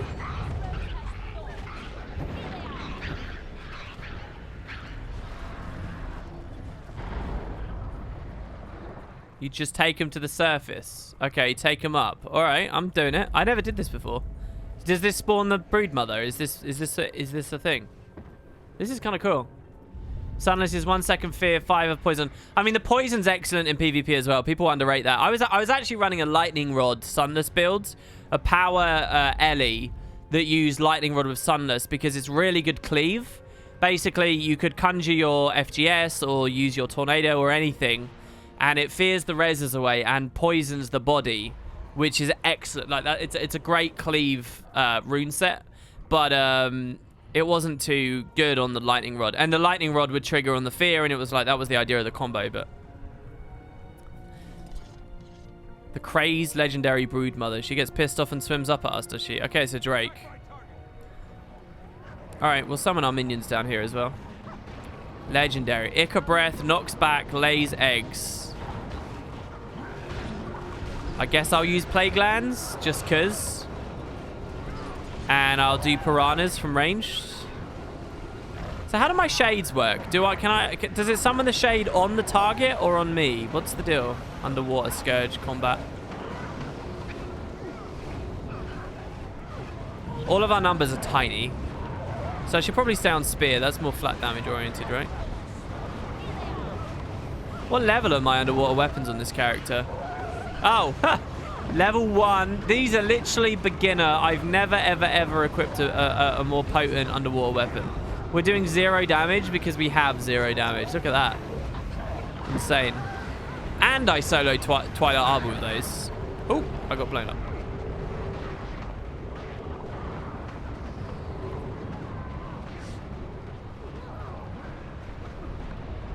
Yeah, I enjoy diving down in the depths too. Oh, I shouldn't have read chat while I was in downstate. Here, I want to look at my underwater necro stuff.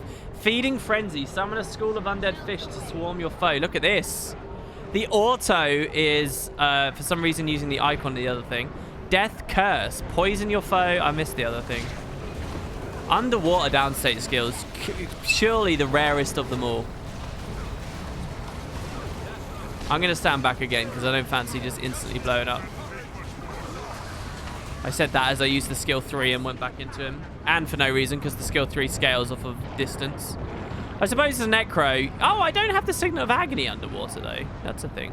Death Curse is fear, I guess. Okay. That should be a mastery. Prevent death from pressurization while underwater. Oh, absolutely. I mean, I'm well up for that with some kind of underwater heavy expansion content. Definitely. There's all kinds of underwater masteries they can do. Vision in the dark of the depths. It's interesting not getting life force on an auto attack. It's very rare for that on a Necro. Maneuvering through underwater currents. Accessing Asuran bases by spoofing their stuff with key cards and things. In underwater domes and stuff like you see in Star Wars Episode 1 or whatever. It's cool, man. There's so much they could do. Swim speed, obviously. I mean, you put a kappa there, but I think that's a valuable mastery. Why not? I just found myself checking to see if there's a timer on this event because it would be really annoying to realize we don't have the cleave for it.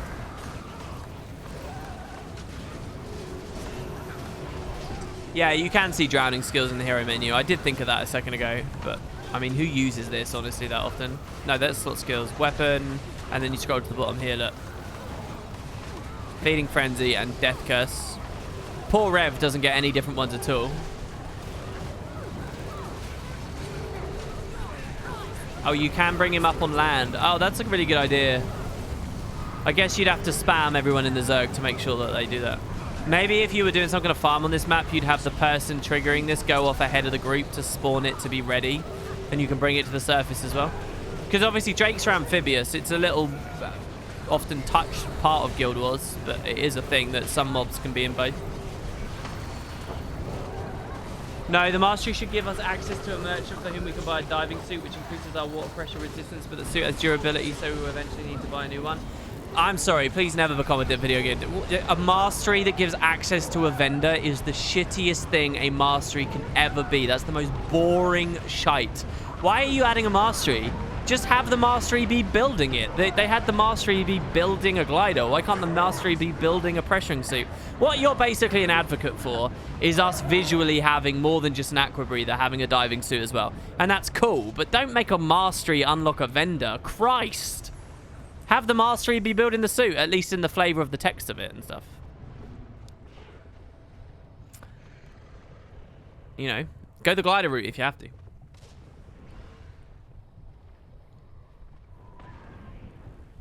But I do like the idea. I do like the idea. Sorry, I was really mean there. Very, very, very, very mean suddenly. But I get what you're saying. I think having a diving a suit would be awesome.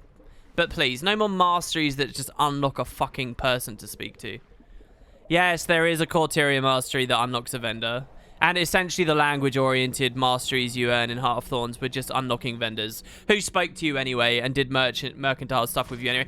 They are actually, I'll tell you what, Heart of Thorns has ones that it's not unlocking a vendor, it's unlocking a tab at a vendor. That's what they did. All right, back to the main encampment now. Continue with our exploration. I think we've got everything in the Natuka Pond. I have never got this mastery, so I want to grab this now. So let's go. Very rewarding.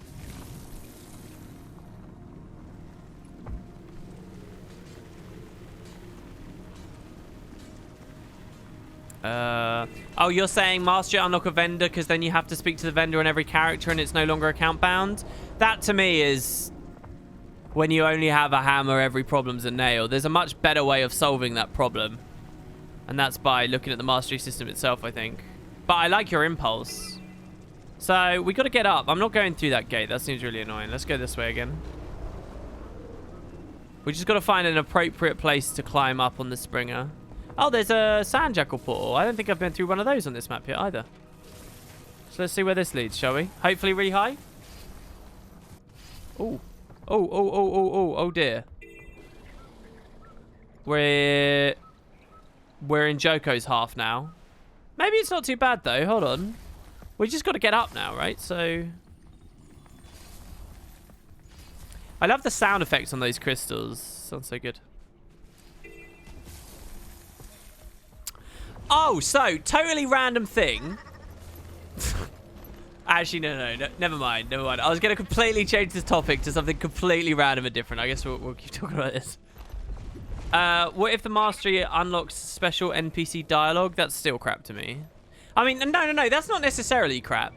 The language-based mastery as a theme, as an idea, as a concept was unbelievably good. But the devs just, like, dropped the ball entirely on its implementation.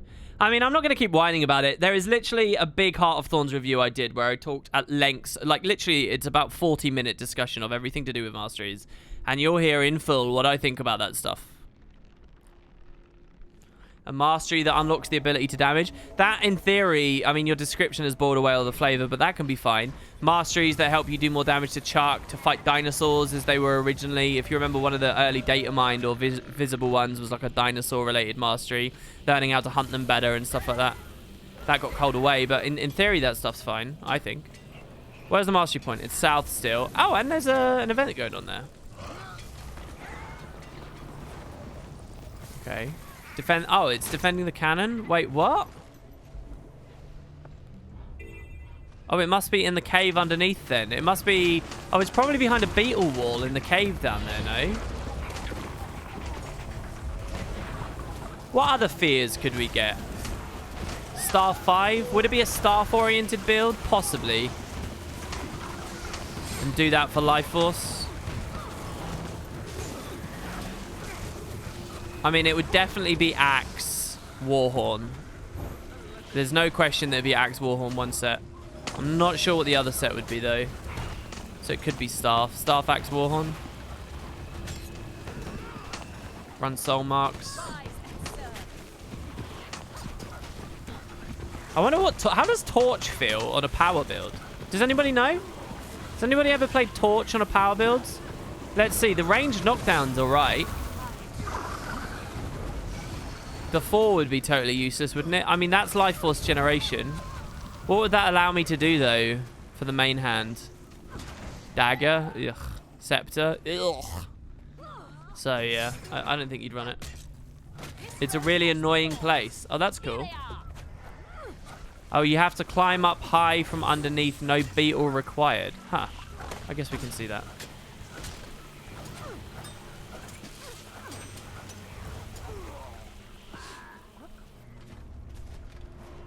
I believe Itzel, Newhawk, and Exalted Masteries and Heart of Thorns could have been one of the best things about lore in the game. For example, the Exalted Masteries, you unlock lore on them while you explore the jungle. You would end up finding pedestals with the Exalted. Then with the Mastery unlocked, you could read what is written on the pedestal, thus releasing lore on them. The same could happen with Itzel and Newhawk. I agree, man. I agree. It could have been amazing. I was really thrilled by it. It could have been very, very, very, very cool. Did not have the time put into it, though. Oh, Guy Dan in Discord just linked me a Power Scourge build that someone else made. Is it a Lich Form Dread build, though? It's not Power Scourge I care about as much as Dread that I want to play. Oh, it is a Dread build. Did you just build this, Guy Dan? It is a Dread build. Sorry, I'm on Guild Wars 2 skills.net. You're running the same utilities as me in this stream, except, yeah, exact same. I mean, I probably wouldn't run Well of Blood on that. I might. Probably not, though. I'd probably run Sand. No, Consume Conditions. It's more likely.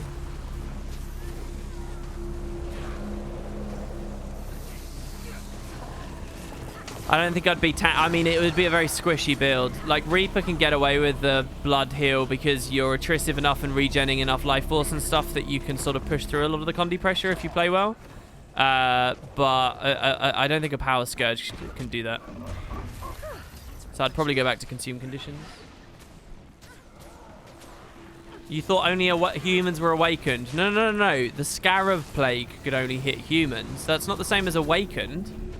Being awakened, loads of things got awakened. There are awakened giants, there are awakened all kinds of things.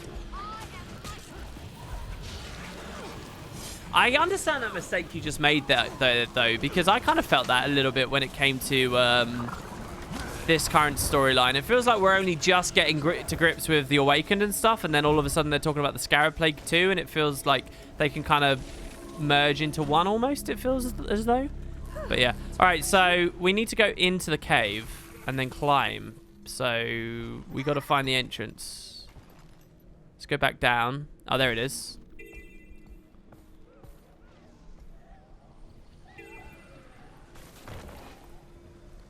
The Scarab Plague is a whole different thing. You're basing it on what you see me running on stream. Well, this isn't really min-maxed or optimized at all. It is a Dread build, but...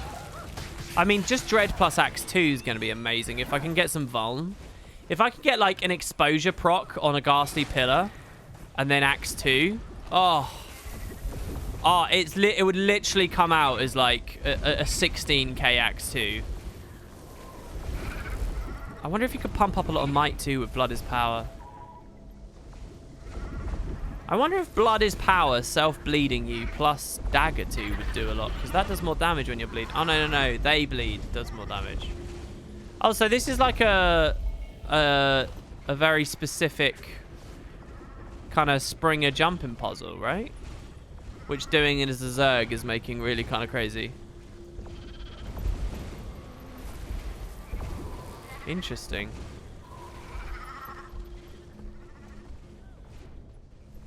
We have to be really precise with the next jump here. I think I'm going to hit my head. Let's try it. Yeah, we did. We hit our head. Huh. Maybe I wasn't supposed to go on the platform that I went on there. That slips you down. I like how there's been no Mesmer portals. I really like how there's been no Mesmer portals. Why are there unbound magics floating in the sky? Is that to tempt players into knowing and realizing that they can climb a bit higher?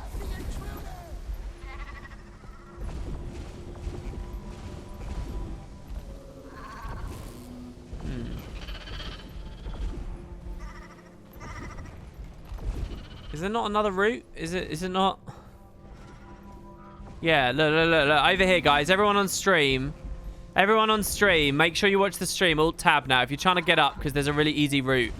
You're just missing it. The way you're trying to go is probably possible, but there's a much easier route over in this other corner. Yeah. There you go.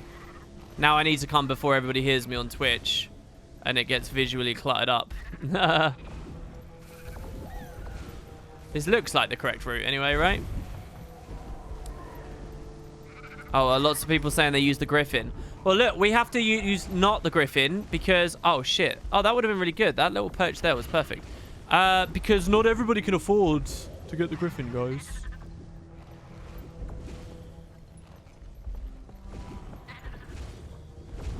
Just because I'm still falling, it doesn't mean it's not clearly an easier route.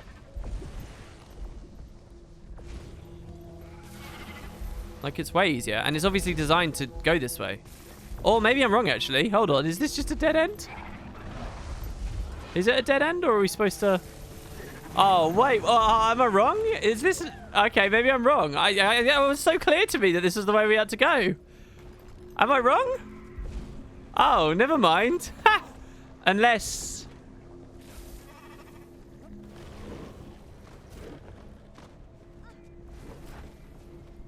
Yeah, we can't climb up. Oh, no, yeah, we can. Can we? Oh, no, that's where I was. Oh, I take it back. I eat my words. That is not the way to go. I don't think, anyway. No, I was right. It is the way. Oh, okay. You just have to unmount. I did unmount. It just didn't work. So, but I guess I need to brute force it a bit more. Okay, fine. The reason I decided to go back so quickly is because... with so many players struggling there, I figured it must be really hard and that it was not what was actually going on.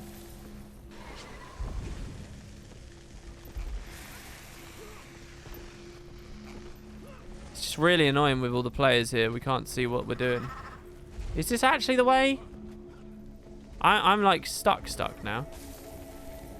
I wonder if I just get up there. No valid path, obviously. Like, I can't see anything, and you guys can't see anything on stream either, so...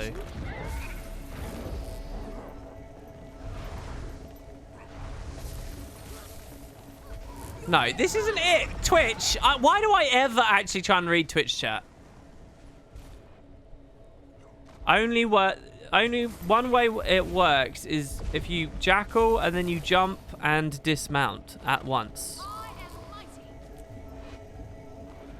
Unmount and mount, but only with the jackal.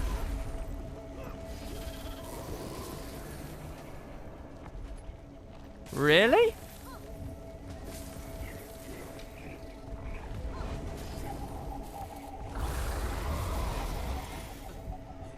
That's the way you went jackal ported through there.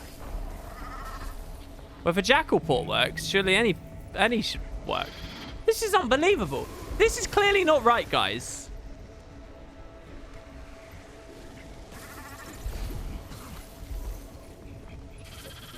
100% it is the way. It's just really imprecise and dumb, and probably having hundreds of players here doesn't help.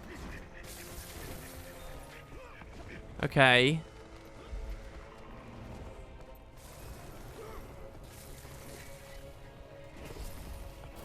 I mean, I'm all up for struggling to get through. I am all up for actually having to try. But this just feels wrong. It's not working. I must be missing something. There's no, like, way around on that ledge or anything.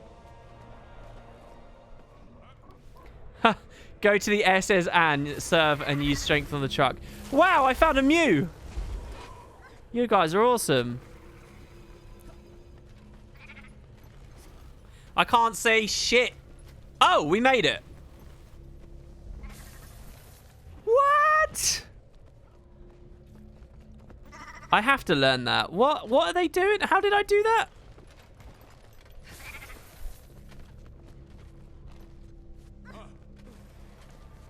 I was just jumping, wasn't I? That's all I did. I just jumped.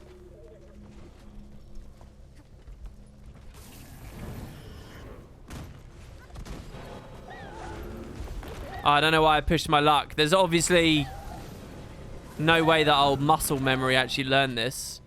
As far as I can tell, it's just some really ridiculous, janky nonsense. There you go.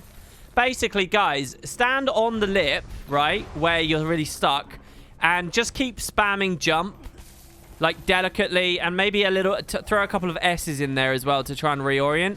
And I jumped angling up towards the top left. So that's what I did. I will try. I don't even know if there's a path grid here. No, there's no valid path to anything here. So, sorry everyone, but wow. Maybe the original really dumb way we were trying was better than what the devs have going, to be honest. I'm gonna try and do this with no glider as well, because... Ooh, okay, never mind, I lied. Because obviously some players have to do that without one, but they would just rapture across, so. Blink isn't magically different to Sandspell. Alright, there you go. Mastery point earned. What's this that we're at halfway? Kill awakened. We're at this heart. So let's oh, both of these we've got a lot of percent on. Help stabilize the front line, this is. So let's go help them stabilize the front line now. Since that's pretty good. Oh my god. It feels good to get out of there.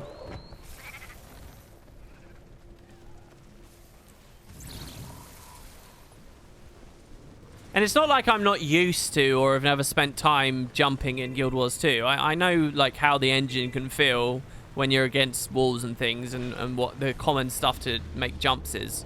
That was just really janky.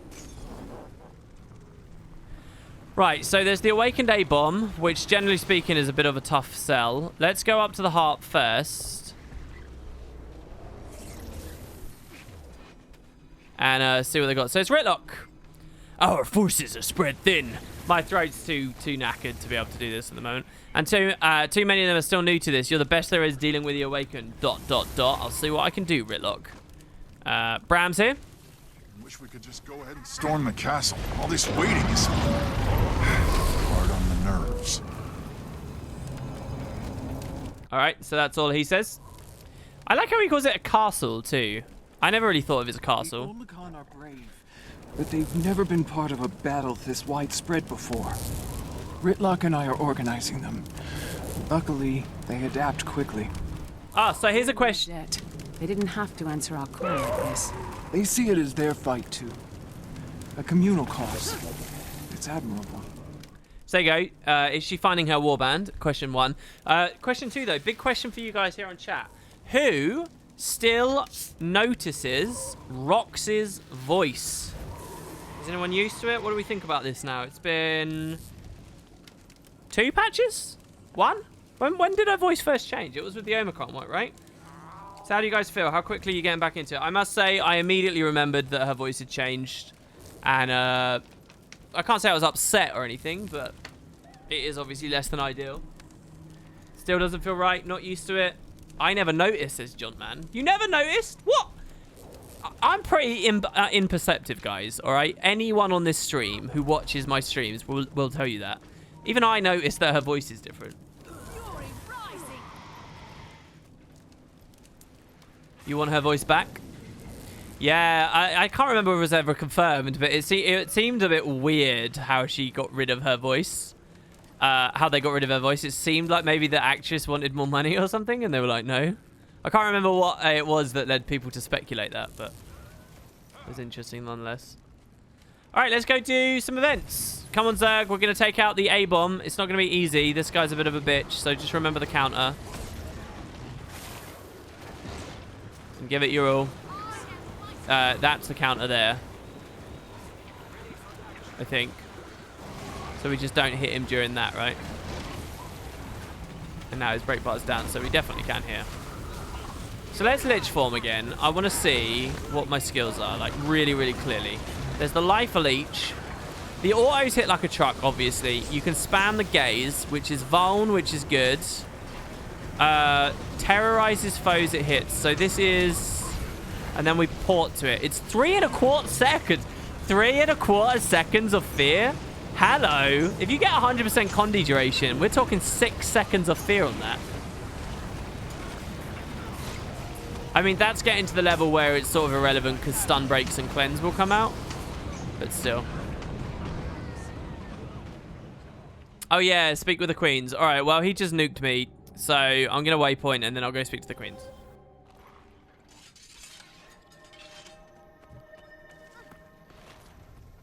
Yeah, that was it. Cottage has got it.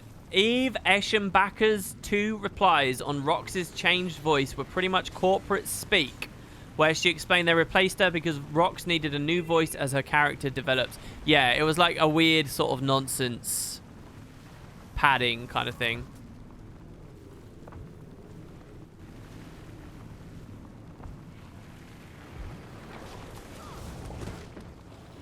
Jesus, we moved so fast there. The roller beetle honestly went so quick on that. Here we go. Watch this. Watch this pronus. We port in. No, I was going to port out instantly. I was supposed to get barrier from it. Fuck's sake. Ah, all right. I'm going to do the ghost now. Why isn't Nadija helping with the ghost assault? Both of them are. The queens that were destroyed by Joker, and now it seems really because of him with the plague. I mean, that wasn't really confirmed this patch. There's so much. If there's anything I'm not happy with this patch, there's so much to Joko's backstory that they just didn't touch or confirm or talk about that makes me a bit upset. But it might be because I haven't got all the detail out of it yet, so I might be wrong. But the 2 most relevant queens definitely are still... Don't worry, he's almost dead, so we will go for this. There we didn't even get in combat with the engage. So that's a bit annoying. I wonder if Sand Savant's actually the best thing to do as well for that build. Oh, come on. I'm not even near it.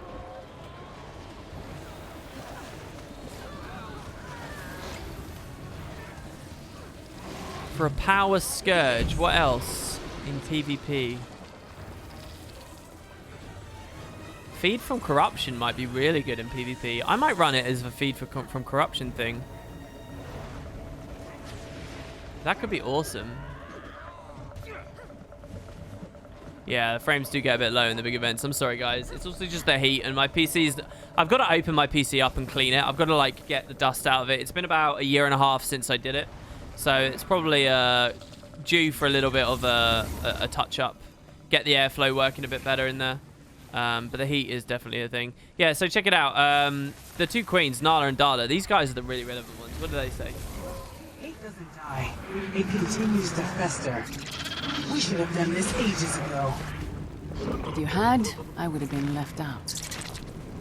You're more interesting than I originally thought. Whenever it is that you die, consider yourself welcome to the tombs. That's me. Sorry, I just see it twice. Sorry. I love that line.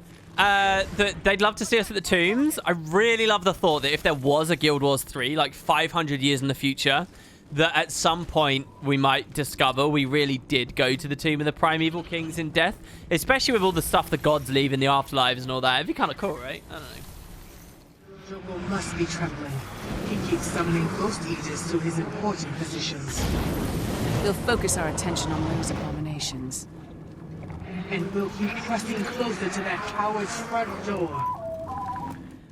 Open Smicky speculates in chat saying, I don't think it matters what you do with your PC. Guild Wars just isn't optimized enough. Obviously, there's going to be an upper limit, but you don't have to speculate about that, man. I know what my PC is capable of. I know that I've done streams where we get more solid frames than I currently have. I know that the heat has affected my PC's performance. I know that cleaning it will improve it a little bit.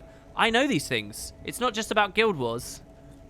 Obviously, I've experienced the performance of Guild Wars in the past. Before this stream, I owned the PC and played the game.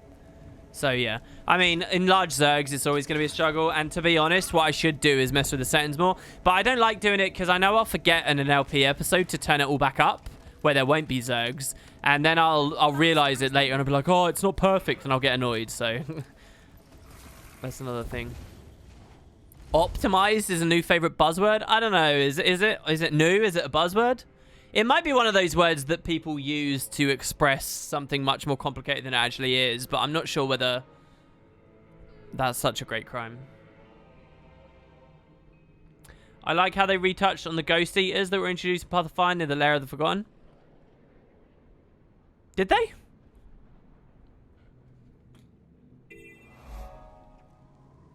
Domain of Kourna. We get the Vista. We got the heart dialogue as well now. So let's see. It's... Oh, wait. Did we already get it from Ritlock? Oh, I guess that's it, right? All right. So to finish this up, now that we've done that one event, what else do we want to do?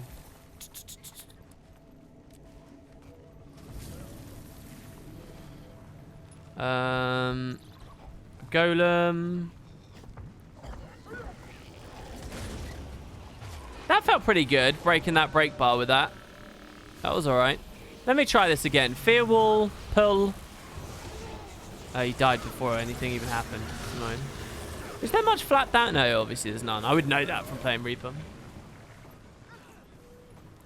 Last time for this copy pasta. If Guild Wars 2 deleted levels and made all your progression based on masteries instead, would that make the mastery system more interesting or less?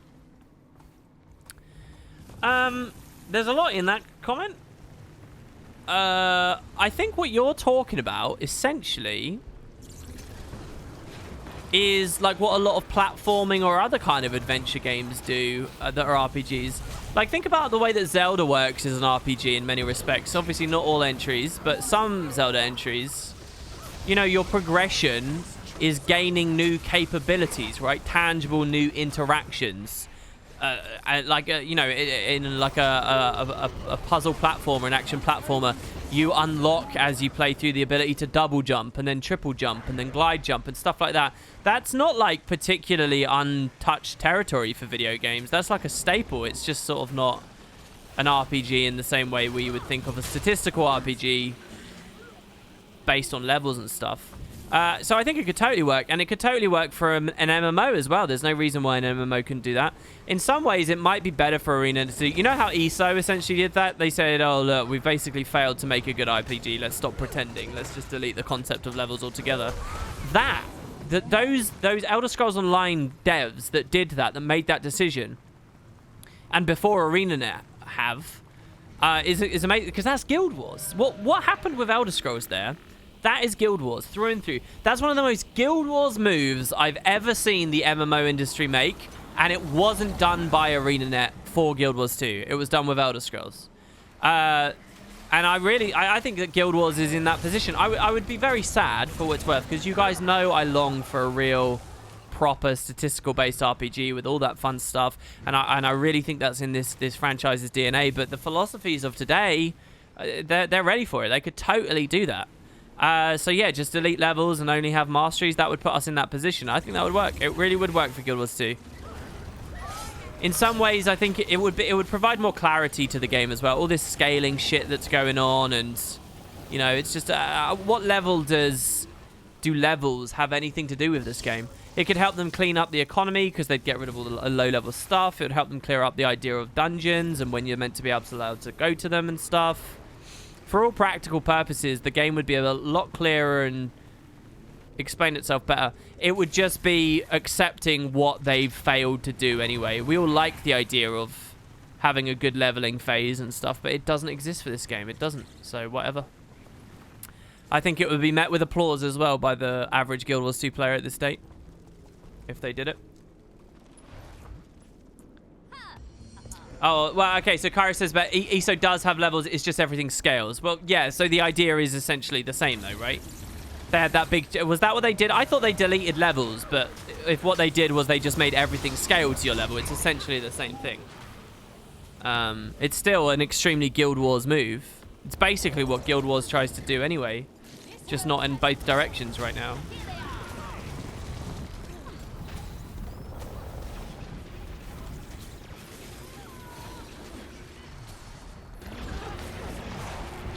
This game's leveling system is such a trivial novelty already. Doesn't matter if it's completely gone. Exactly, that's the point.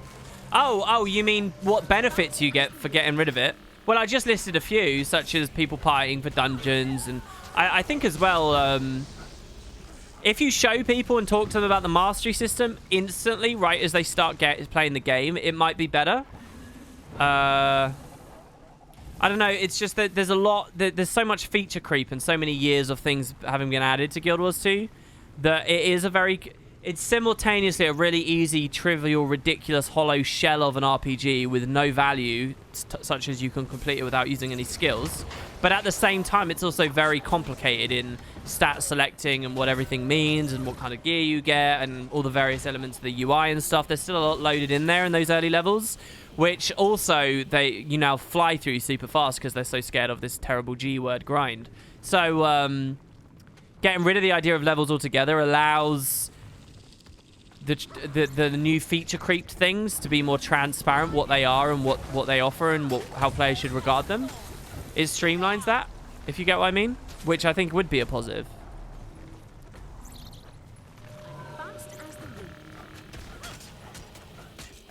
You really want to see my live reaction to the lore bomb? Well, you will get it, trust me. Unless someone spoils it for me, we will be playing the story on the next streams, so. The dust mites are not giving us credit. I need awakened. These hearts have been pulling that teeth today, haven't they? Christ. These hearts have not been fun. I don't know whether it's because we're with a Zerg or what, but this has been nothing like when I played this the other day. They flowed in so easily and comfortably, and this has been a nightmare. Maybe it's because I'm scared to not go too far away. The thing is, if I go too far away, I'm going to go into the Corsairs area.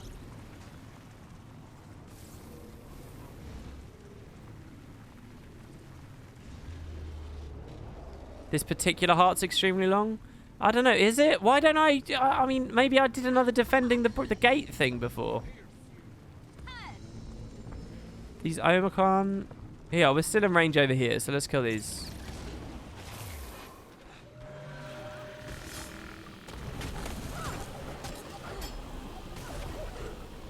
Oh, I'm still getting turret things. This takes a while, man. Look at this. I like that achievement as well.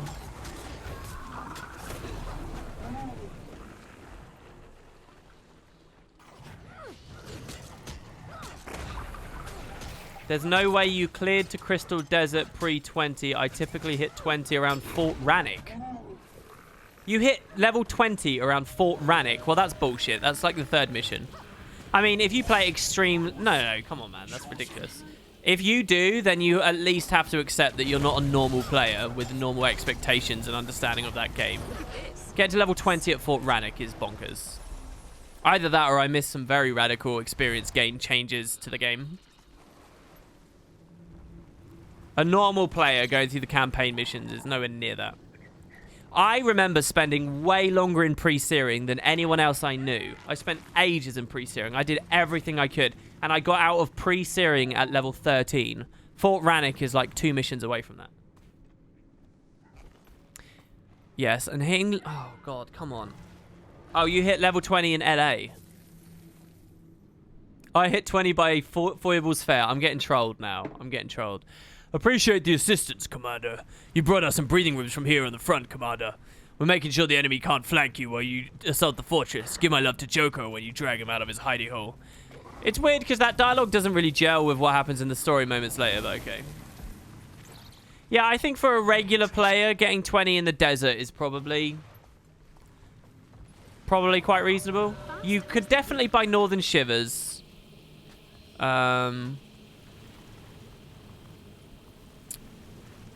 Let's see. Hold on. Didn't it kick you out of the Ascalon Arena at level 10, though? So maybe I didn't even get 13 in pre. Maybe it was 8 I got in pre.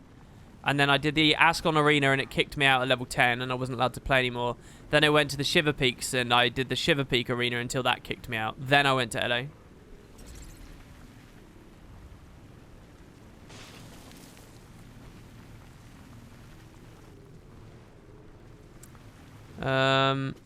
I'm going a really, really ridiculous way here, but whatever.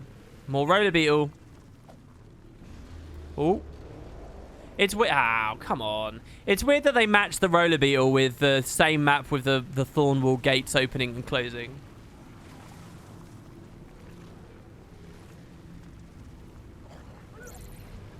Okay, if 13 is impossible without death leveling and Vanguard quests, then it was 8 I left pre-searing. And I spent way longer in pre-searing than most people. I mean, I'm talking about launch players and normal video gamers at this time. Don't forget, I wasn't the hyper nerd that you now know me as. Right, so we get shards from this one. Ritlock sells us a Golem Swarm potion, which costs 1 of the currency, 5k karma, but it turns us into a Golem Swarm. This is not infinite. I don't know why they did this tonic like this. I don't even really know what the Golem Swarms are all about. Are they related to one of the events here? They're pretty cool, aren't they? But it's not infinite. So, a bit of a strange item, really, from Ritlock on this. A lot like being turning into bees. And then you got Officer Farron as well. So this is Mini Farron in his new set. So just to be clear, this is like the 5th Farron Mini in the game. 5th, this is the 6th. So there's now regular Farron. There's South Sun Farron, ladies. There's Jungle Farron, ladies. There's Festive Farron, ladies. There's Humphrey Farron. That's not actually Farron. And now there's Officer. So it is the 5th one. Lots of Farron minis. Yeah. 50% of his minis are he's nudie. Or actually, no, if there's only 5, there's still the majority of them. He's nudie. Or he's just showing those, getting that skin out, getting ready for a tan on that. So that's good. Did we do another heart? We only did 2 hearts today. Yeah, we did. We almost finished, oh, no, we didn't. I thought we almost finished the Arctic Farmlands, but I guess... No, here, look. We almost finished the Bitterfly Bayou. So let's go there and get that and check out what's going on over there. Right. So we're going to go this way and... possibly south of the wall and then immediately north of the wall again. And we're going to meet the Hecate. The Hecate are really exciting to talk about. I like the Hecate, and I'm glad to see that they've finally been implemented. I say finally there, not in any kind of rude way. There you go. We didn't even get out of blue there. Boosting up that was a bit of a nightmare. There I should have used the auto, the engage, and then just Can we slope down? This is going to be a bit nuts, isn't it? Come on, don't die, Mr. Beetle. Oh, look, it actually took full damage. I've never actually seen it take full damage. I've only seen it just instantly die. So, help the critically endangered Hecate tribe. Why we are 95% done on this, I don't know. But we will get here in time to speak to the guys. So, Chieftain... Spear Marshal has my latest report. It's not all rainbows and choya, but we'll make do. Okay, so that's Scout, and then the Chieftain. The Spear Marshal has my latest report. It's not all rainbows and choya, but we'll make do. All right, so I'm guessing he doesn't actually want to speak to us. That's a bit of a shame. So there is quite a lot of ambient dialogue I noticed here. In this little corner, there's like inquests that come to chat with these guys, and they say various things about the Hecate. They're really big sun worshippers, which I don't remember being a big thing about them. So the story here is in Guild Wars 1, this was the original like frog people, toad people we met. And then the Hylic were introduced with Eye of the North later. Hylic is all we've known in Guild Wars 2 so far. And we came back to Path of Fire. It was one of the fauna things that I was looking forward to see, but they weren't implemented. Well, here on this release, here they are. Unfortunately, basically... They're just Nuhawk model-wise, but small and with a recolor, and I think sharp teeth instead of normal Nuhawk teeth. I don't know, maybe I'm wrong about that. But they basically are just Nuhawk, and they have all the same animations and stuff. So I was hoping for a little bit more of a special treatment on the Hecate, but I guess we could have only really anticipated that if that had come with the expansion itself. But it's great that they're here, you know. I'll take the fact that they're here. They're being oppressed by Joko. We can rescue their captives in the hills, bring firefly bits to the hunters, and fight off predators. Now, these guys know quite a lot about our beetle, and they help you with it. Long ago, we hunted... Now we're the ones being hunted. Each day there are less to eat, and few of our hunters are left to catch them. I won't help you hunt humans, but I can help with your hunter shortage. I wonder if they did anything special by bringing the Nuhawk Warbler from Heart of Thorns story here. Oh, you can understand our tongue. This is awkward. No worries, let's work together to make things better here. So, with this... If I wasn't Heart of Thorns, and I didn't have Nuhawk lore and Nuhawk language... would I get different dialogue? What do you guys think?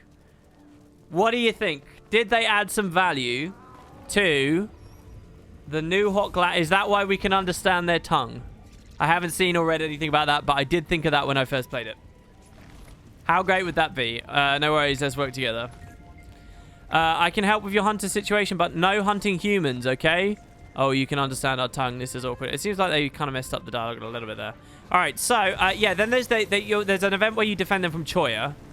And it's really easy, and as far as I can tell, it doesn't really scale whatsoever. So they spawn here, and you just kill them where they spawn. Right, wall. Ready? Here we go. The combo. Yeah! Oh, it's so good, guys. What even is our gear? It's not 5k on an auto. It's not great, is it, really? But yeah, you just stand here. Oh, maybe I'd run a well. I might run the Well of Suffering. Corruption well. Too many utilities I want. Are you assuming Heket and Itzel speak the same? No, Heket and Nuhok. Heket and Nuhok speak the same. Because they look the same. Racist. But there you go. Alright, so, yeah, here we go.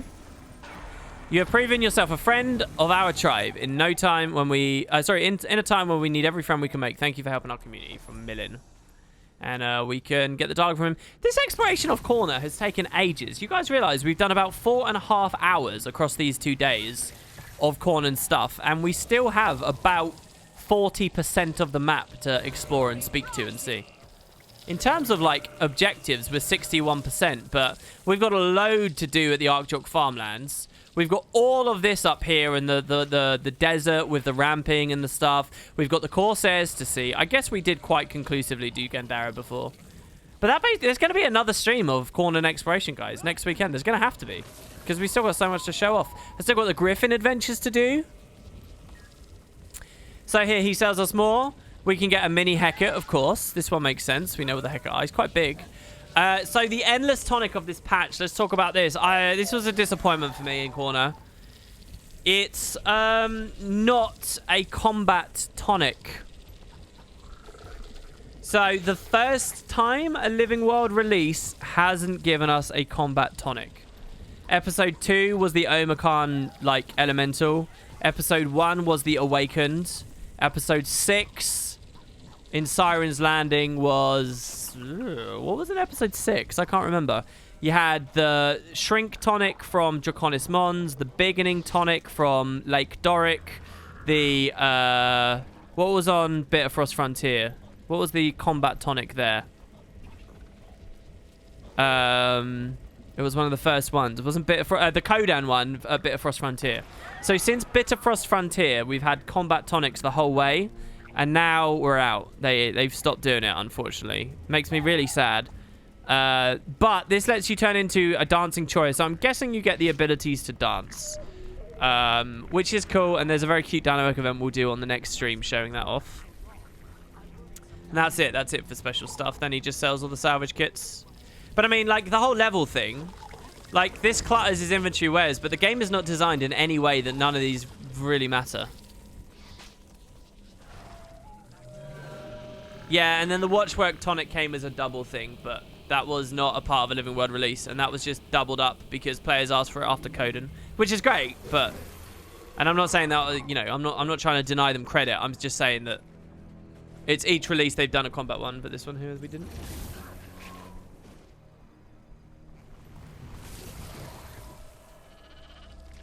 If you're being picky over the difference in the way I say Kodan compared to the game, I mean, honestly... so petty. Yeah, it has the dance moves from the event. I assumed it would, but that still doesn't make it anywhere near as cool as a combat tonic, let's be honest.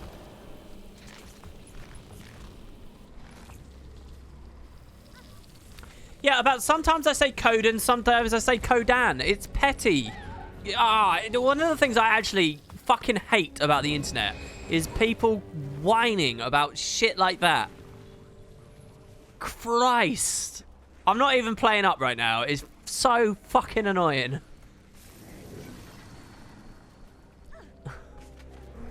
There's not even spawning more waves here.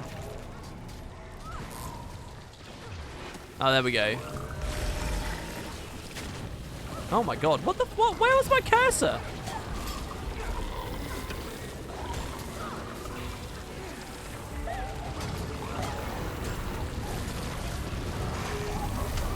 Boom. There we go.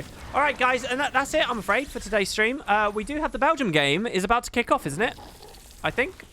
So I'm pretty hyped for that. I know it's not really Guild Wars related, but I'm pretty into the World Cup right now. Oh, it's already live. We're 24 minutes in. All right. Cheers, guys. Thanks very much for watching. I hope you enjoyed the stream. Check out Discord, where you will see all the fine updates and fun stuff very soon. And I hope you guys... I hope to see you guys at the start of next weekend, unless we do some bonus streams. If I really enjoy this Necro Scourge thing, that could be quite fun, and I might show that off. Cheers, everybody. See you later.